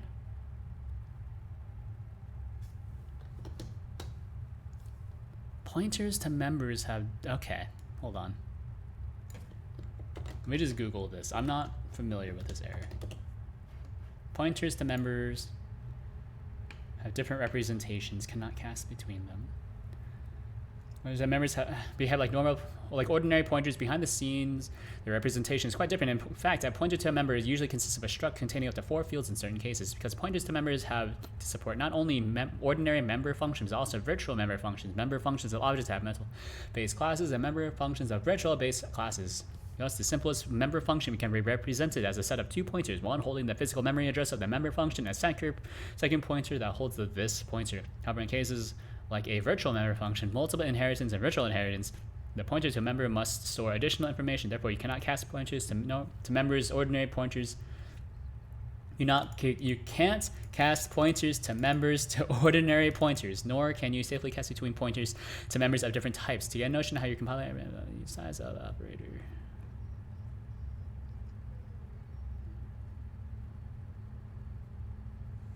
Oh, hold on. Hold on. Hold on. Remaining 54 arguments skipped. Hold on.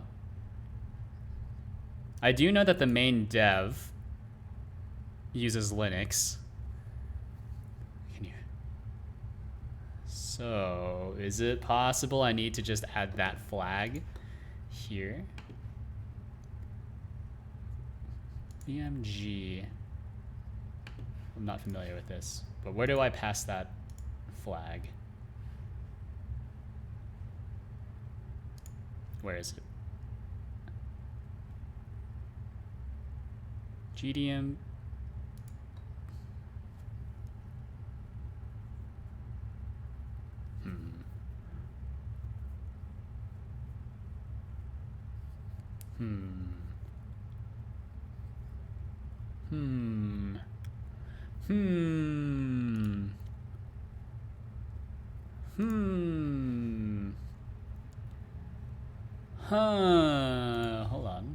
Hold on, I'm thinking.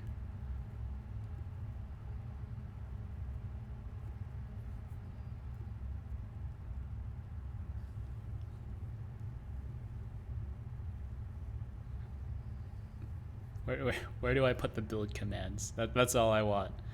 Where do I put the build commands? Where are compiler commands? These are all just defining dependencies, which is fine.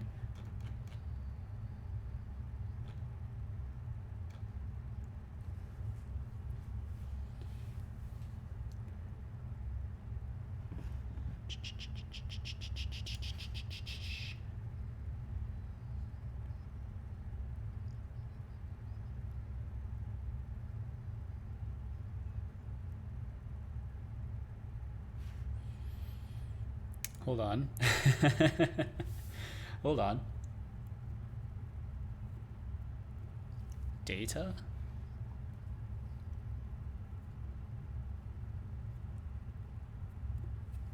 So this reads from GDMP Bazel and then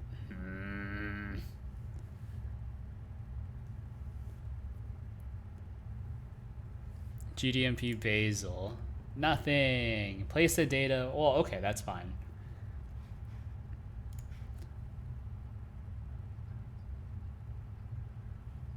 Is it the Godot C? No, Godot C++ build is something else. Where do I pass compile flags? Guess I'll just have to look. Sorry. Bazel. Compile flags. Build flags, sure.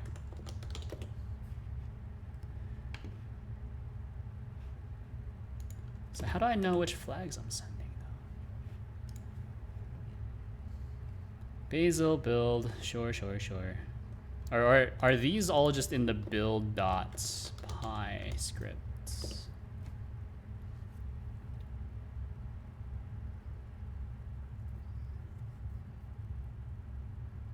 I suppose I could just put them here as well, right?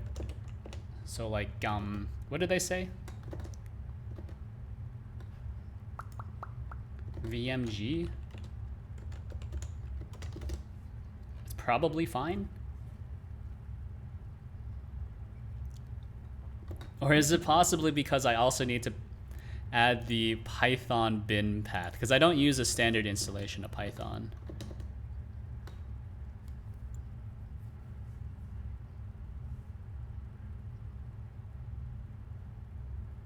Oh no, it finds it for you automatically, so I don't need that. Oh, hello, Benden. Hello, hello, how are you? Before you ask, I'm having a great time. Having a bad time?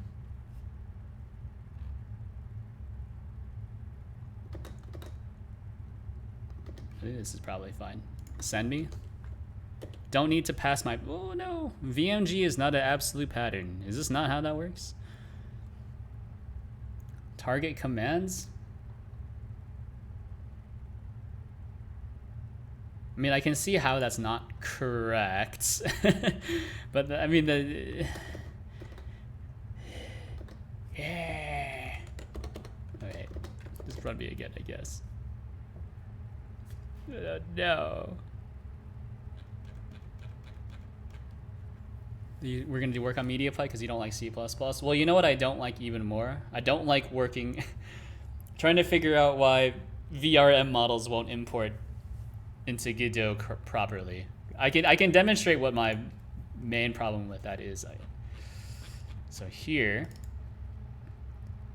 and also I found another bug with Godot. Pretty proud of that as well. Check this out. Look at this. So when you're loading in packs from Godot, this is available online too if you just want to look at it. If you want to follow along. But this is working on pack loading in Godot is just killing me. So I want to work on something else. And if that something else is also going to kill me, that's fine. As long as I don't need to do this again. Bug proud, yes.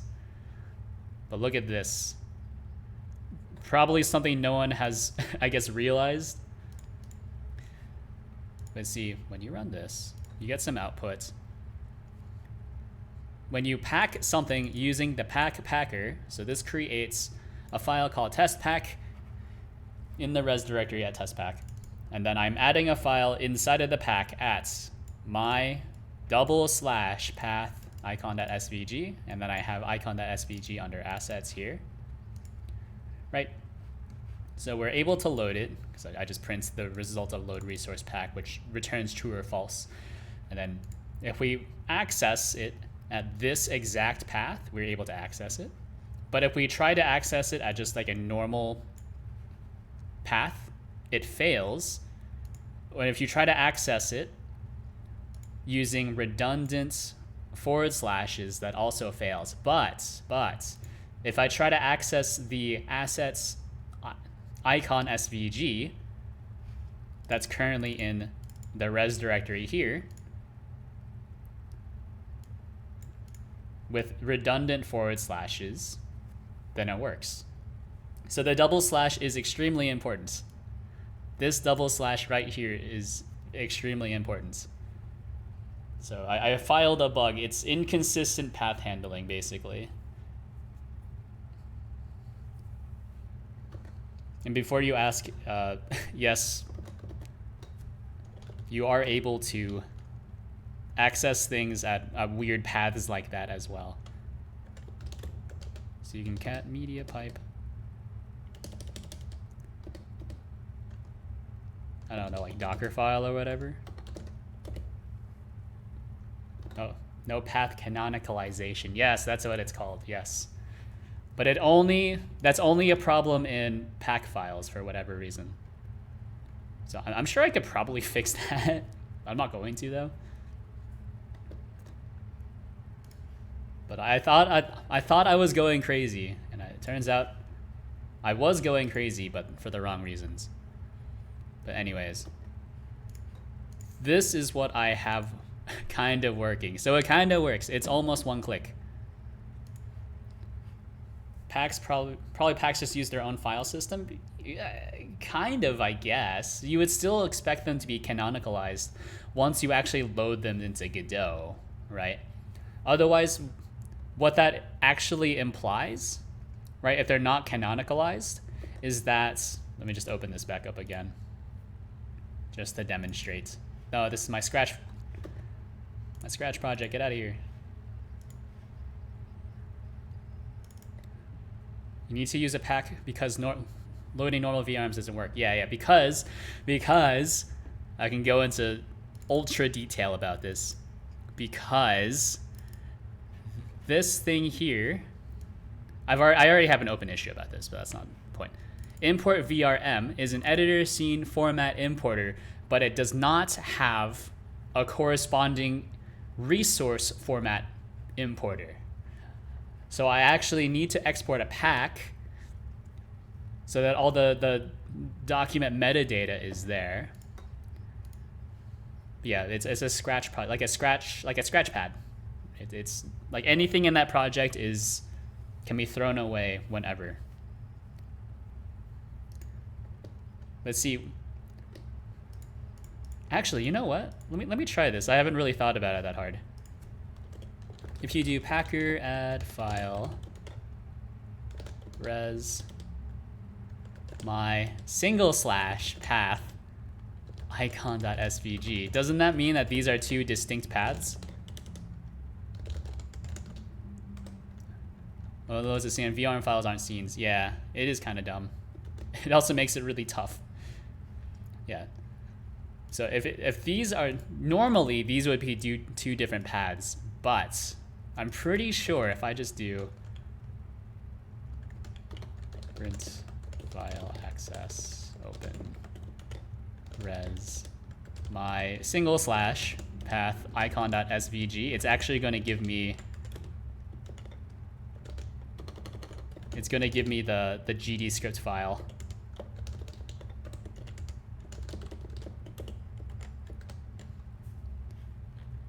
Look at that.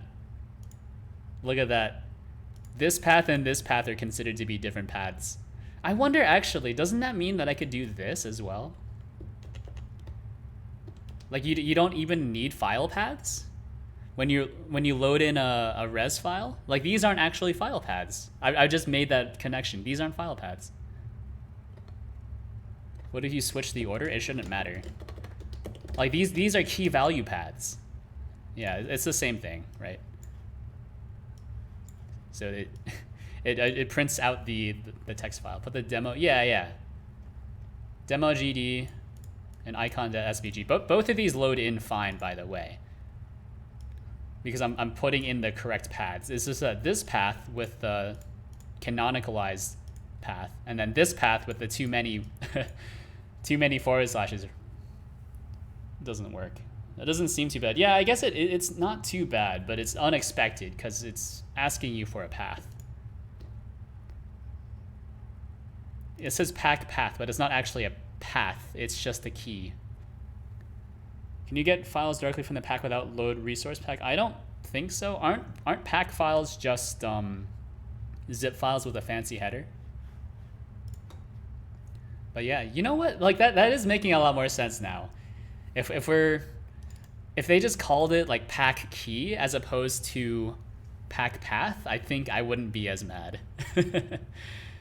Yeah.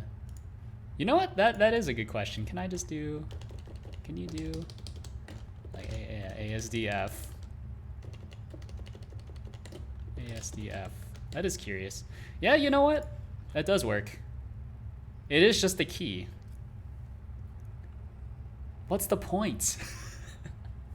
What's the point? It does load, by the way. Load resource pack. That is interesting. I didn't realize that until you brought it up. It is basically just like a key. Or did you bring it up or did I bring it up? you brought up the pack file system. And I was like, wait a minute, what do you mean pack file system? Shouldn't it be loaded into your resource file system? But that's not true. Yeah, wait. It says loads the contents of the packer zip file specified by the pack to the resource file system.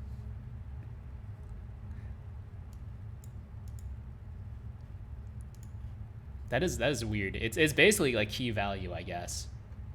That doesn't make any sense though.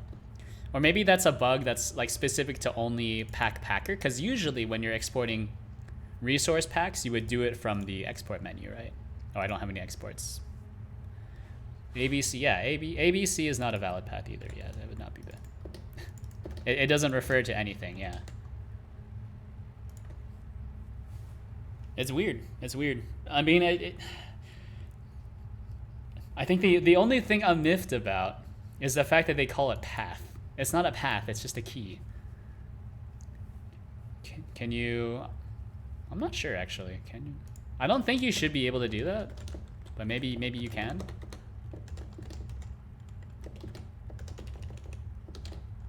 Oh yeah, you know what? I didn't realize that. I was so tilted by the realization that this is not actually a path that I didn't realize that this is invalid.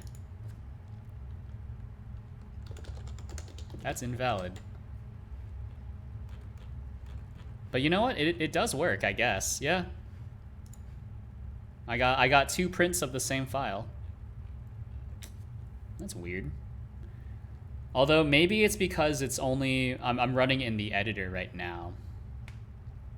Maybe it's because I'm running in the editor right now. I don't know. I suppose what I could do is export. Add a Windows export real quick. Manage my export templates. Yeah, I don't know. Just give me the GitHub one, please. Maybe packer add file as a path after all. I don't think it's a... But no, it's not a file. It's not a file. I know it's not a file. Because... Well, it's not... Well, one, the GitHub one is faster. In my experience, the Tux family download host is really slow. But here, you can check this, right? This one loads fine, and then this one loads fine. That's the difference. Right, we can even try it like, I guess like assets/icon without the res. Should still work in the editor. Windows saying no, but see, this loads fine and this loads fine. That's the problem, right? Like if it was consistently kind of like really strict about file paths, then this should fail. But this doesn't fail. This is fine. That's the problem, right? Right. If this failed, then I could be okay with it. It's kind of weird, but I would be okay with it. But the fact that file access works differently for these paths as opposed to this path is very strange. Very strange. It doesn't fail. Yeah. It's only with packs. So I'm thinking that resource packs are more like keys than actual stuff. I don't know. Anyways, export my project. Don't export with debug. Just send me, please.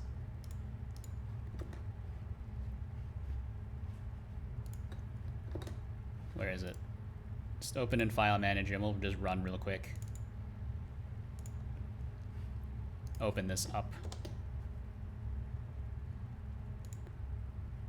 App data, rubbing, Godot.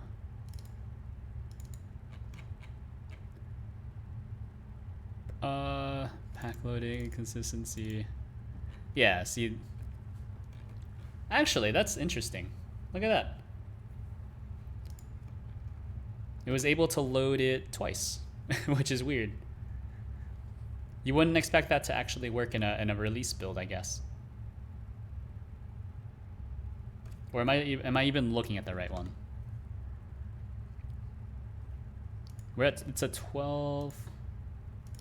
We're not 1240, 2140, so we can look at the most recent one. Yeah, okay, that's weird. You don't need to use res, as long as you actually export it in the correct place. That's cool. That's neat. Yeah, but directory should be fine, right?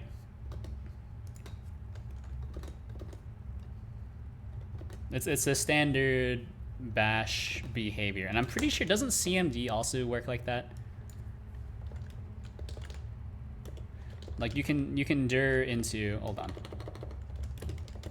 You can dir slash of course dev slash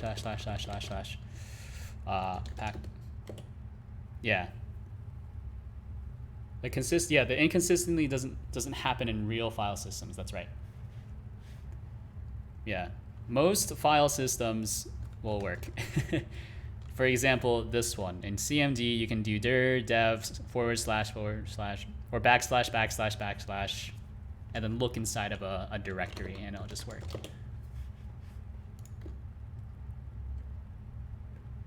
It's only with the pack, or when you load a resource pack, that is kind of weird. Yeah. So the open issue is here if you just want to like look at it or whatever. I don't really know. Yeah, I don't really know how pack loads it either.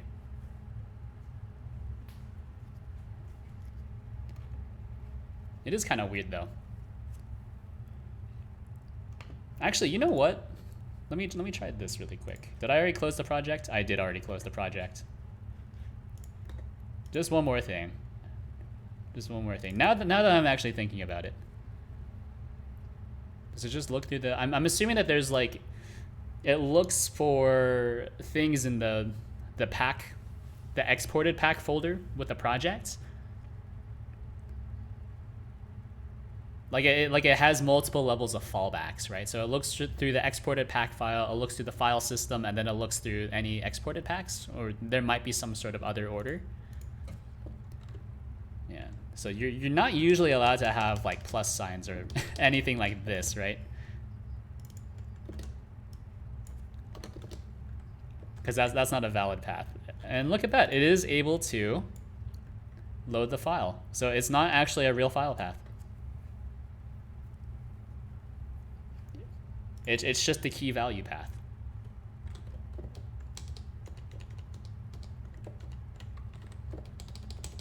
Yeah, so if you have something like that, I'm pretty sure it'll still load in. Yeah, look at that.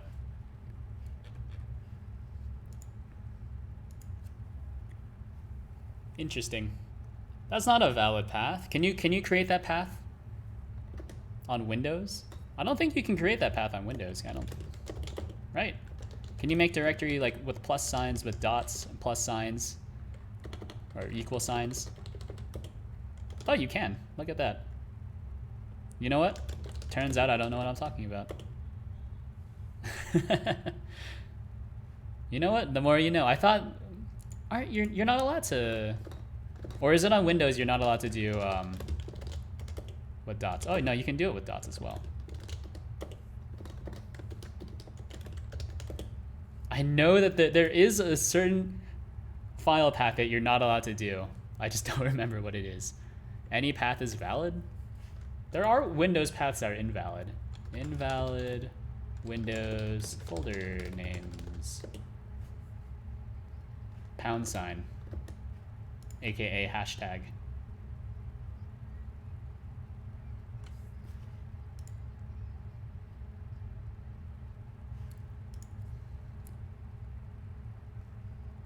Wait. Or is it just because I was creating it from the command line?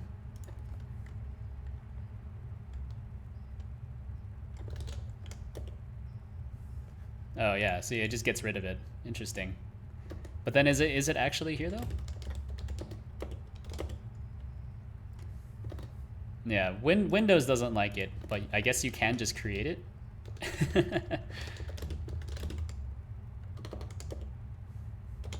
So then there's ASDF dots. Oh, look at that. It is just kind of here. And then Windows hates it. Windows problems, yeah. Oh no.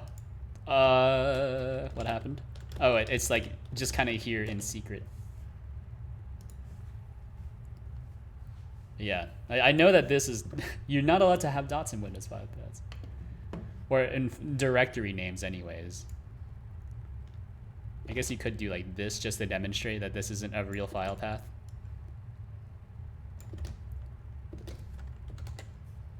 Yeah, and it still prints out the entire file like that. Anyways, that's enough for me. How do I pass compile flags to Bazel again? That's what I was looking at. Tool flags.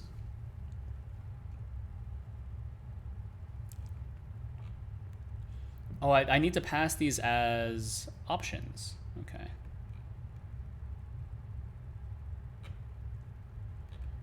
Now, which option do I have to pass it as? Because I need to pass this flag here. I think I pass this as CC op. Sorry, CC, or is it just C op or CC op? Or CXX opt. Yeah, okay. We'll call it C op. VMG, I think it was telling me because that was what I was running into. VMG. Oh, not here. Nope, not here. That's Bazel. Yeah, that is Bazel. Yeah, this isn't Bazel. This is just Python. This is Bazel. And then this is also Bazel. Oh, wait, hold on. No, that's not it. This is OpenCV. This is also Bazel. So I have a few PRs open. Here's the one PR. Oh, they merged it. Look at that.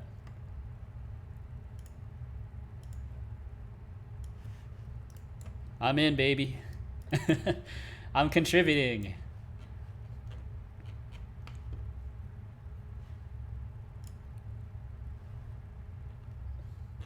Look at that. Streamline the build process. So I contributed setup. So if you want to get started on your own, I rewrote most of this file. So it should work. So it sets up the Godot C++ dependent, or the bindings for you if you don't already have them. This is their original code, which is mostly just patches and symlinks stuff into the correct mediapipe build directories. Pretty much, and it sets up a VNV for you as well. Because Bazel does have a few build dependencies like NumPy. And then I have a very basic implementation here to just switch out the Windows OpenCV stuff, because building on Windows is kind of painful. Because I think usually on Linux, and I'm not sure how this works on Mac, but I know on Linux you need to, it just needs to be like installed in the standard way that your distribution handles it, I guess. I don't really know. Probably in user local, I guess. Windows, you have to install it separately. And for whatever reason, it looks like the default OpenCV installation path is at your disk root, which is crazy. I use Scoop to manage my packages on Windows. But anyways, I'm not sure what's going on here though.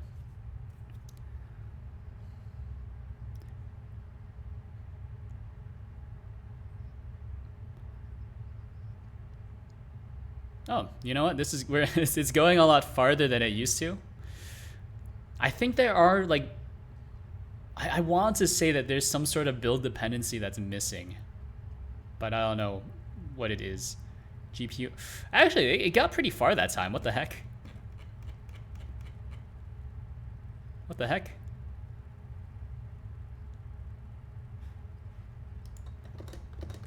I don't usually get that far in compiling. I didn't change anything except for that one flag. Did the one flag help? Did I do it by accident? Am I accidentally a super genius? Because now this is a completely different error I've not seen before.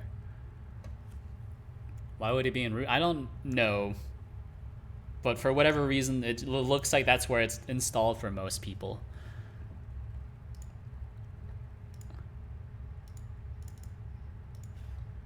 All right, GPU helper.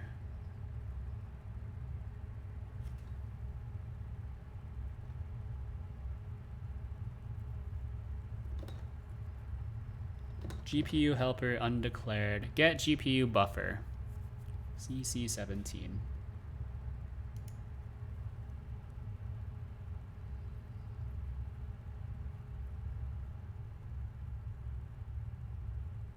Get GPU buffer. Oh, I see.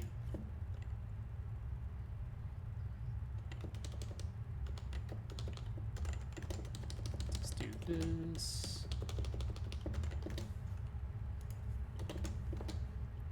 Like that, and I should have that disabled. Is that right? So under my C++ properties. Wait.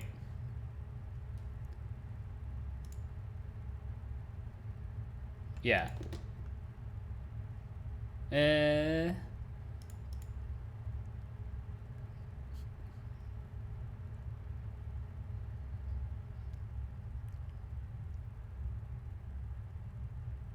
Isn't this how you can do includes? You can just remove entire functions like that? Or is that not where the error is coming from? Hold on, that might not be where the error is coming from. GPU helper, this is GPU helper. GPU helper 12. Oh, thanks for redeeming a hydrate. I'm getting twisted again. If not, wait.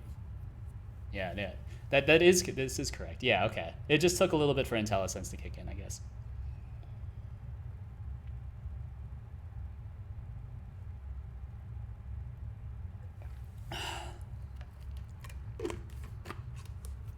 Just gotta remember to drink water. I've eaten nothing today except for a pack of gummy bears and this little sniffer of gin. Plus coffee and water. I'm an adult.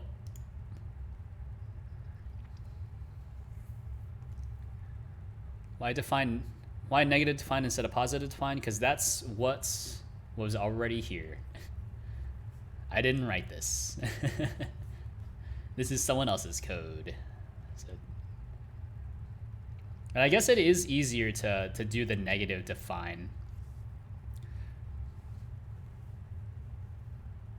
Because otherwise, how would you so if you did if mediapipe disable GPU, then how would you how would that work, right? Because you don't have GPU access on Windows in general. I think well, depending on what you're using it for. If you're using mediapipe framework, GPU access isn't supported on Windows. If you're using mediapipe tasks, which is their new stuff, GPU support is supported. It would be mediapipe enable GPU. Yeah, you know what? That is true. I don't know. It's their code base, not mine. That's true. It could be mediapipe enable GPU as opposed to not mediapipe disable GPU. Run me again. Wait, 17, 18, 18. Wait. No, yeah, it wasn't me. All right, send me.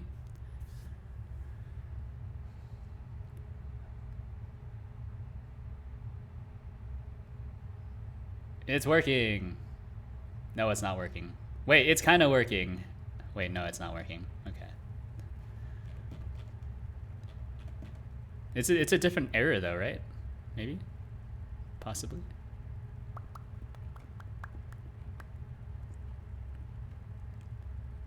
Oh, it's the same. Okay, it is the same error. Fantastic. 16. So at 16... But it's only that one then, right? Oh, because of the change I made. But I think that's better. I think that's better. But then we have these errors as well, which is very scary. What is this? Oh no. Are these errors? That's fine. We can blame MSVC.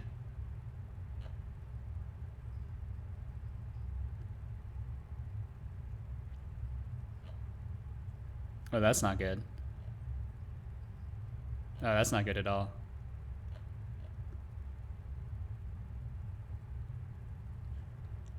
Because these are all... Ooh, these are all Google stuff. This isn't mediapipe stuff. Oh no. So I think I have to take off that flag, but then that kills... File, packer stores, struct file, string path, source path. Okay, so it is just a key value thing. It's not a real path. I feel like if they just renamed it to key, I would be so much happier.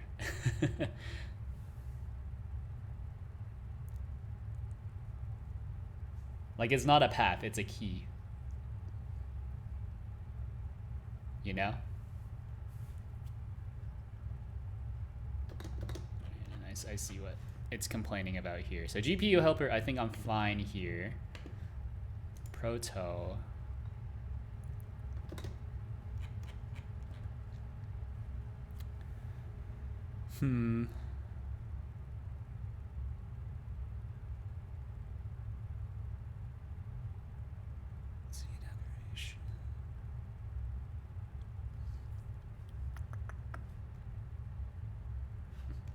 It's complaining about this. I know it's complaining about this, but function instantiation, undefined type with. Shouldn't you be able to do that? Is that not true? Or does it want a const variance? Sometimes that's it as well. Sometimes that's the error. Run me again. Load resource pack is used to load the main pack. Well, 2? No, that is weird. I don't know. I don't know.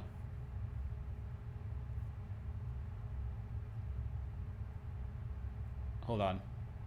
Numbers increasing. Please. Please. I've changed one thing. I guess 2 things, but it's just the header file and its implementation, so I count that as changing one thing. Yo, it's going? It's going?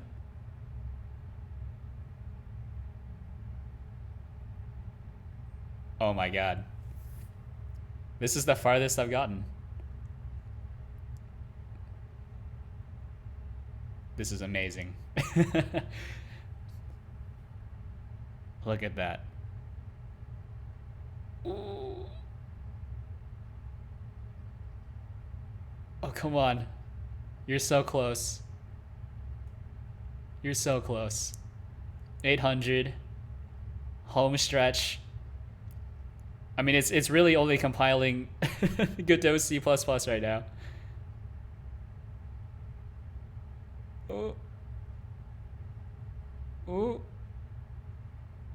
We hit 1,000 for the first time. Oh, and then it just dies. It just dies immediately. Okay. Build did not complete successfully. That's actually pretty good though. Look at that.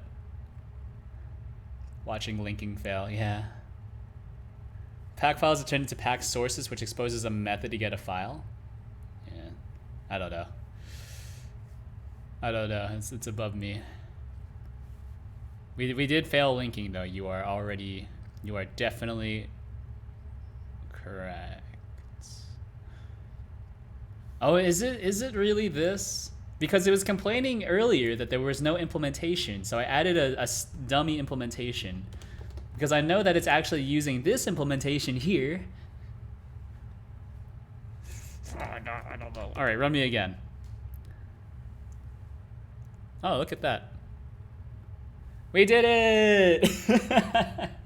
We did it! I don't really know what I changed.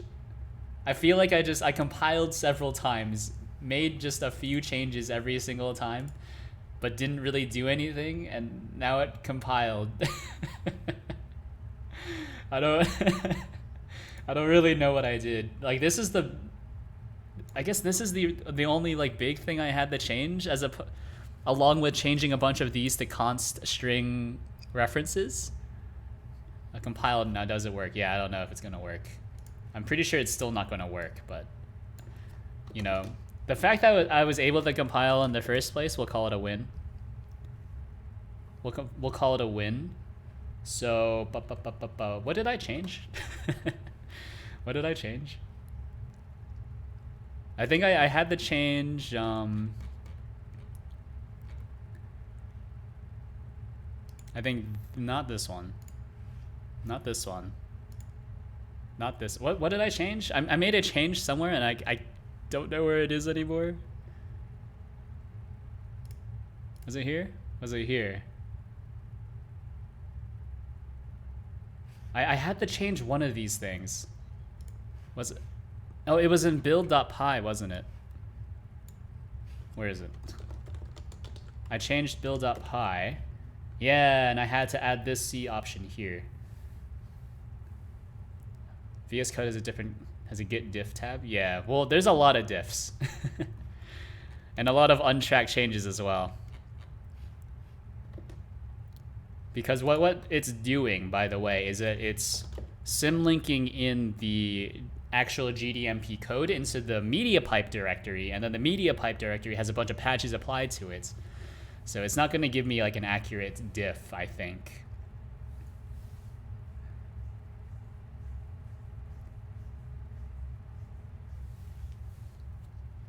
So I gotta think. Anyways, give me 1 second.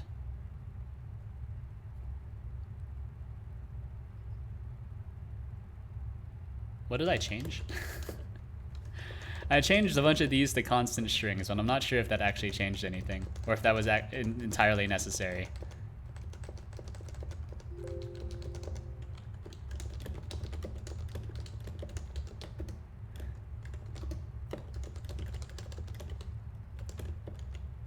Fix building on Windows.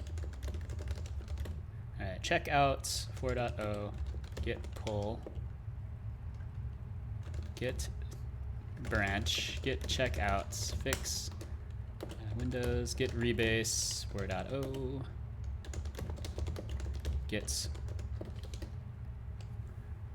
Yeah, diff looks fine, yeah. I think this is the important bit right here. So I needed to add that C option for Windows because Windows is using MSBC, but maybe if I was using GCC, maybe it would just work, or whatever GCC is called on Windows. Yeah, I don't think I needed to update Godot C++, but maybe I did. Let me push git push u origin fix Windows. Look at this. I'm being a good contributor to open source.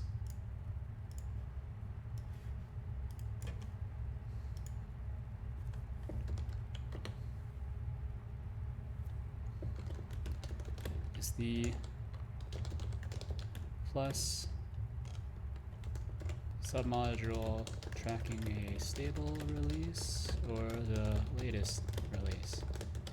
I had to check out. What did I have to check out? Godot C++.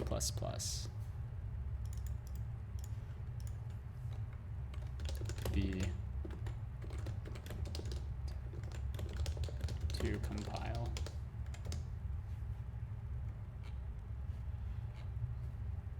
And I'm actually not really sure if these were really the problems either.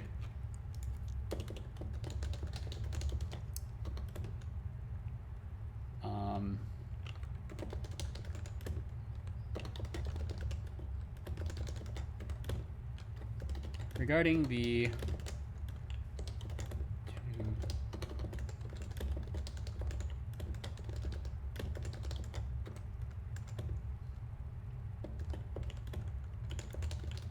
not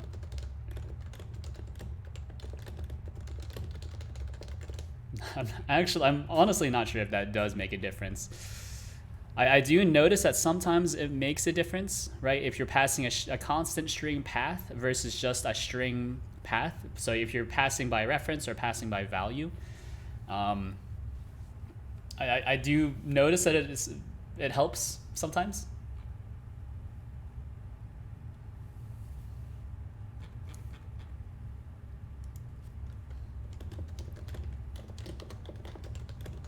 With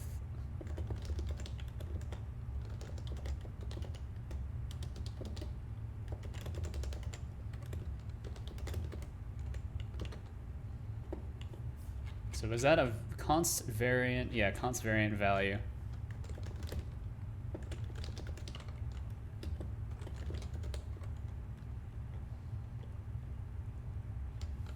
Maybe I should just try recompiling again without that. Hold on.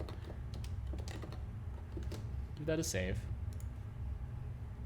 Just in case I'm not crazy and or maybe just in case I am crazy. Hold on. Give me a build again. No. Okay. Give me a build again.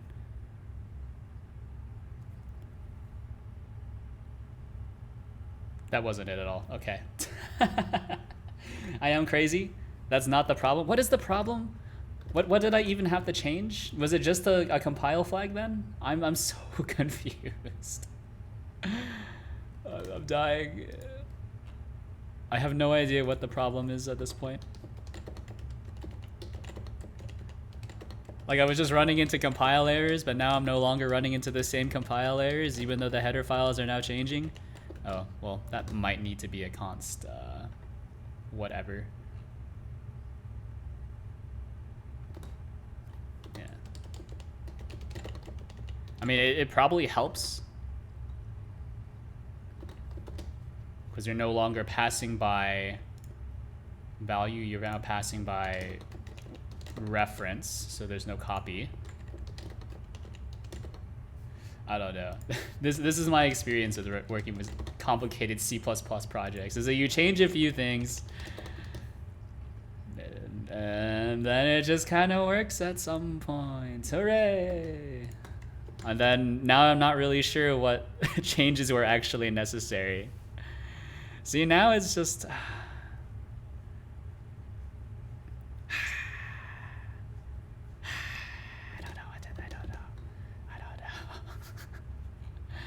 dying. Alright. You know what? Git status. Git add gdmp. Commit. Fix up. I don't know. I don't know anymore. I guess it works. Maybe it's just cached? Yeah, it could be. But I mean, it shouldn't, that shouldn't be making a difference, right? Because I did change the files. So it should be recompiling the files. I can always clean it, I guess. All right, you know what? That's a good point. Maybe it is cached. How do I, give me the help? Is it Basil? Basil, clean, wait, help. Basil, clean, help. Sorry. CD, media pipe. Basil, clean, help. Basil, clean. Maybe it isn't, I don't know. Should have been clean though. I think we did it. Then run me again.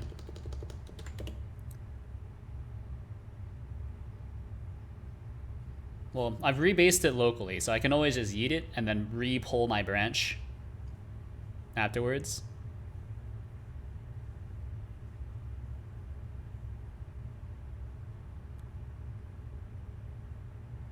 But it should have been cleaned.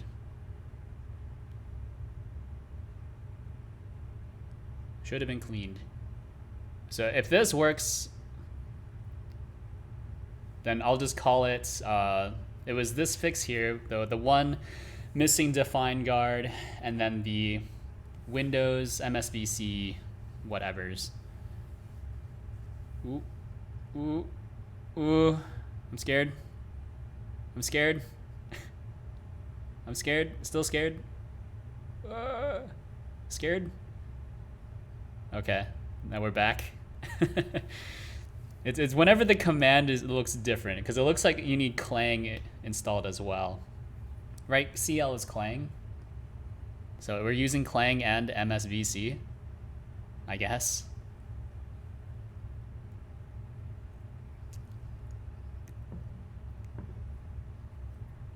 Like, I'm not crazy, right? Like, I was running into issues before, but now it's just compiling.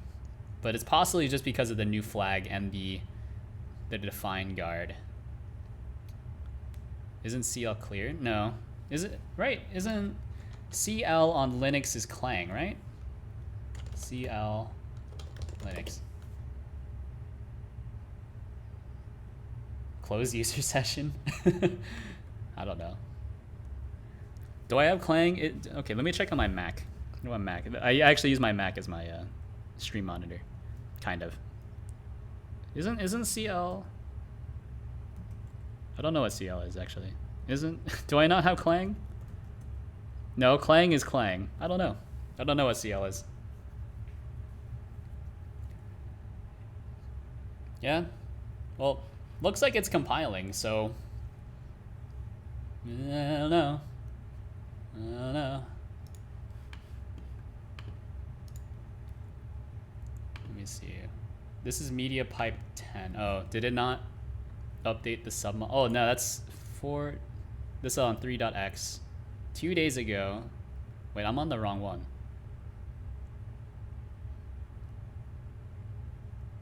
Well, I don't know. I can try this again once I update mediapipe, I suppose.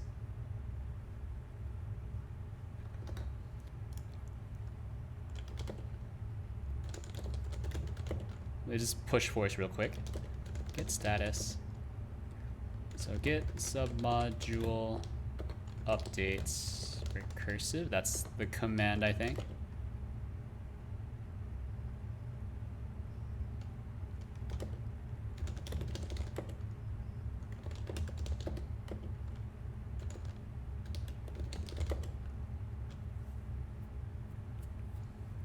Okay, so let me see. What does my workspace look like? I just need to I just need to save this. So git restore workspace.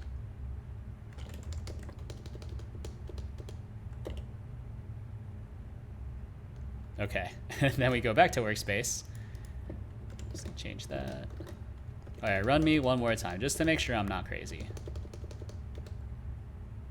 Oh, and actually, I want to say it's probably also the Godot C++ thing.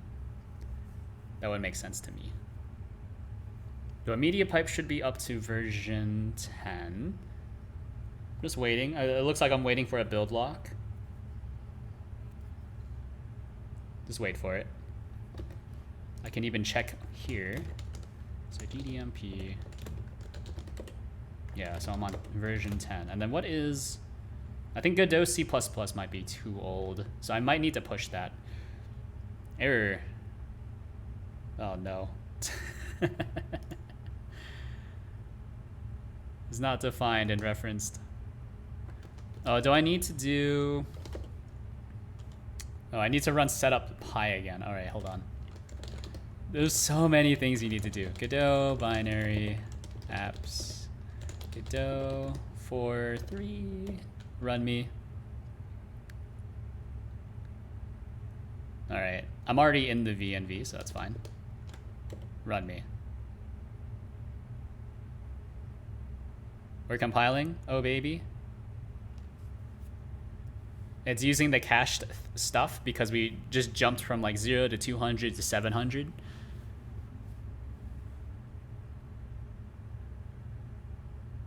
Yeah, I mean, it looks pretty good, I think. Linking. Oh, baby. I'm gonna go refill my drink while it compiles. I'm feeling pretty good, though. I figured out the two things that were causing it to not build, and it only took like 2.5 hours.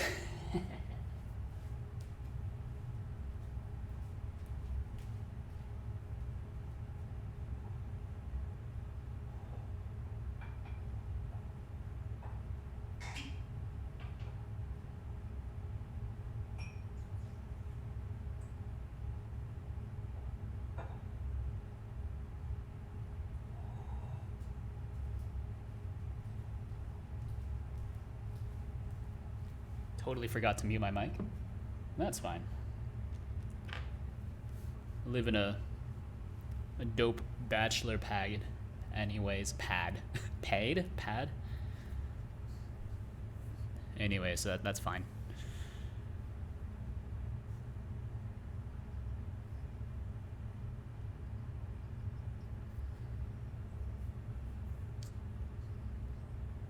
Let me see. It's looking pretty good. Yeah, there we go. There we go. Seems to have worked, I guess.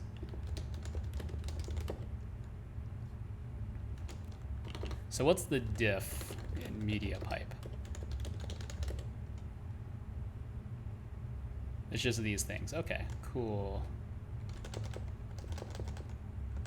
And then this is just also patched. Okay, that's fine.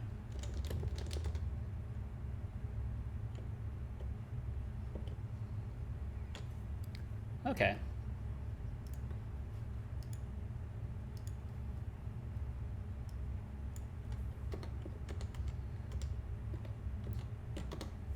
Look at that.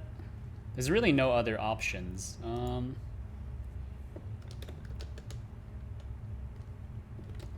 I initially changed params from string param or string param name to const.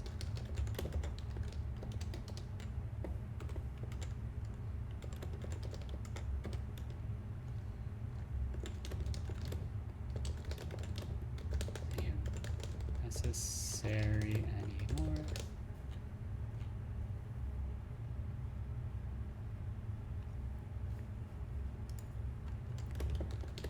Appears that. Let me see.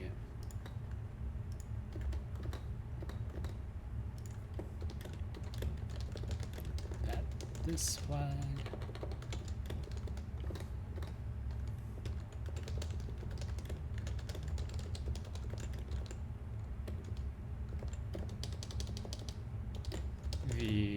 That the BMG was necessary for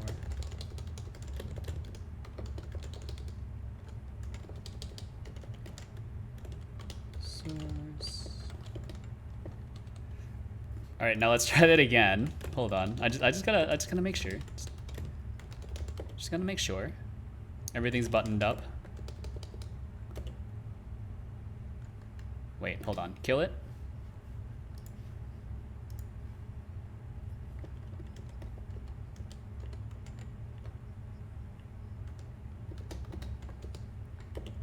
We can do this again. So now it's cleaned. Just be really quick. Just really quick. Just really quick. Or was it like just the one missing define? Please don't be the one missing define that was killing it. What does VMG do? It prevents pointers from being squished or something. I don't really know.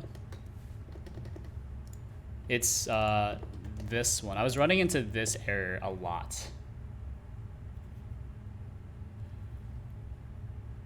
So I'm really hoping that I run into the error again. Yes, okay, it is. Yes, it was that one. I'm not crazy. Let's go. It was that. It was that one compiler flag. Confirmed. Oh. Oh. That feels good. Probably, unless this breaks again, in which case I'm gonna lose my mind. Okay, so sometimes that happens. We just need to run it again. I did see an error. I did see an error up here. If you go all the way up here, something broke, but that's probably fine.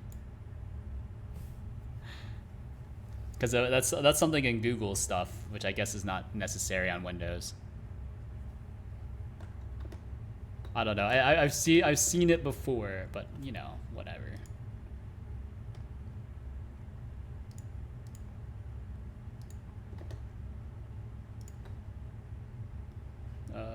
Put me up here so I can look at stuff again.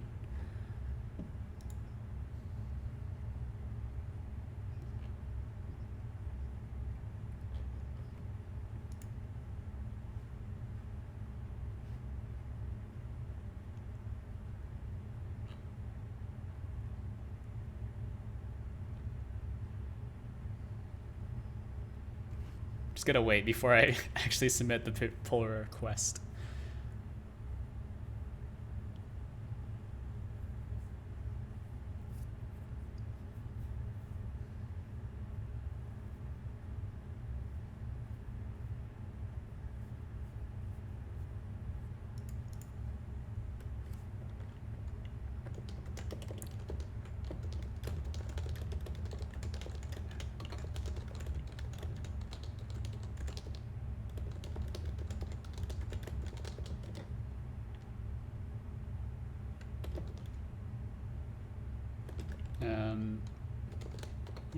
Which one am I using locally, or was I using locally? Godot C++. I don't know.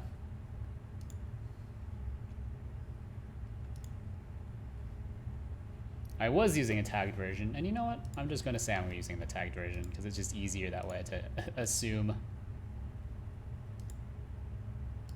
Give me the tagged version, please.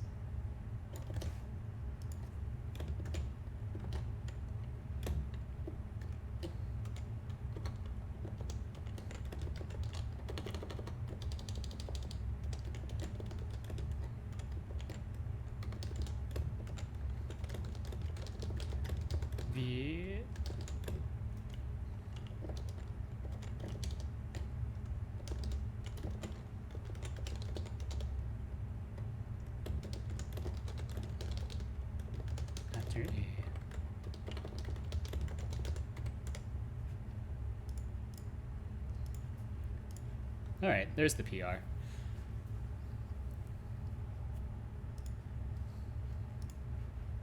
Okay, well, I'm gonna call it. Brain is feeling pretty fried.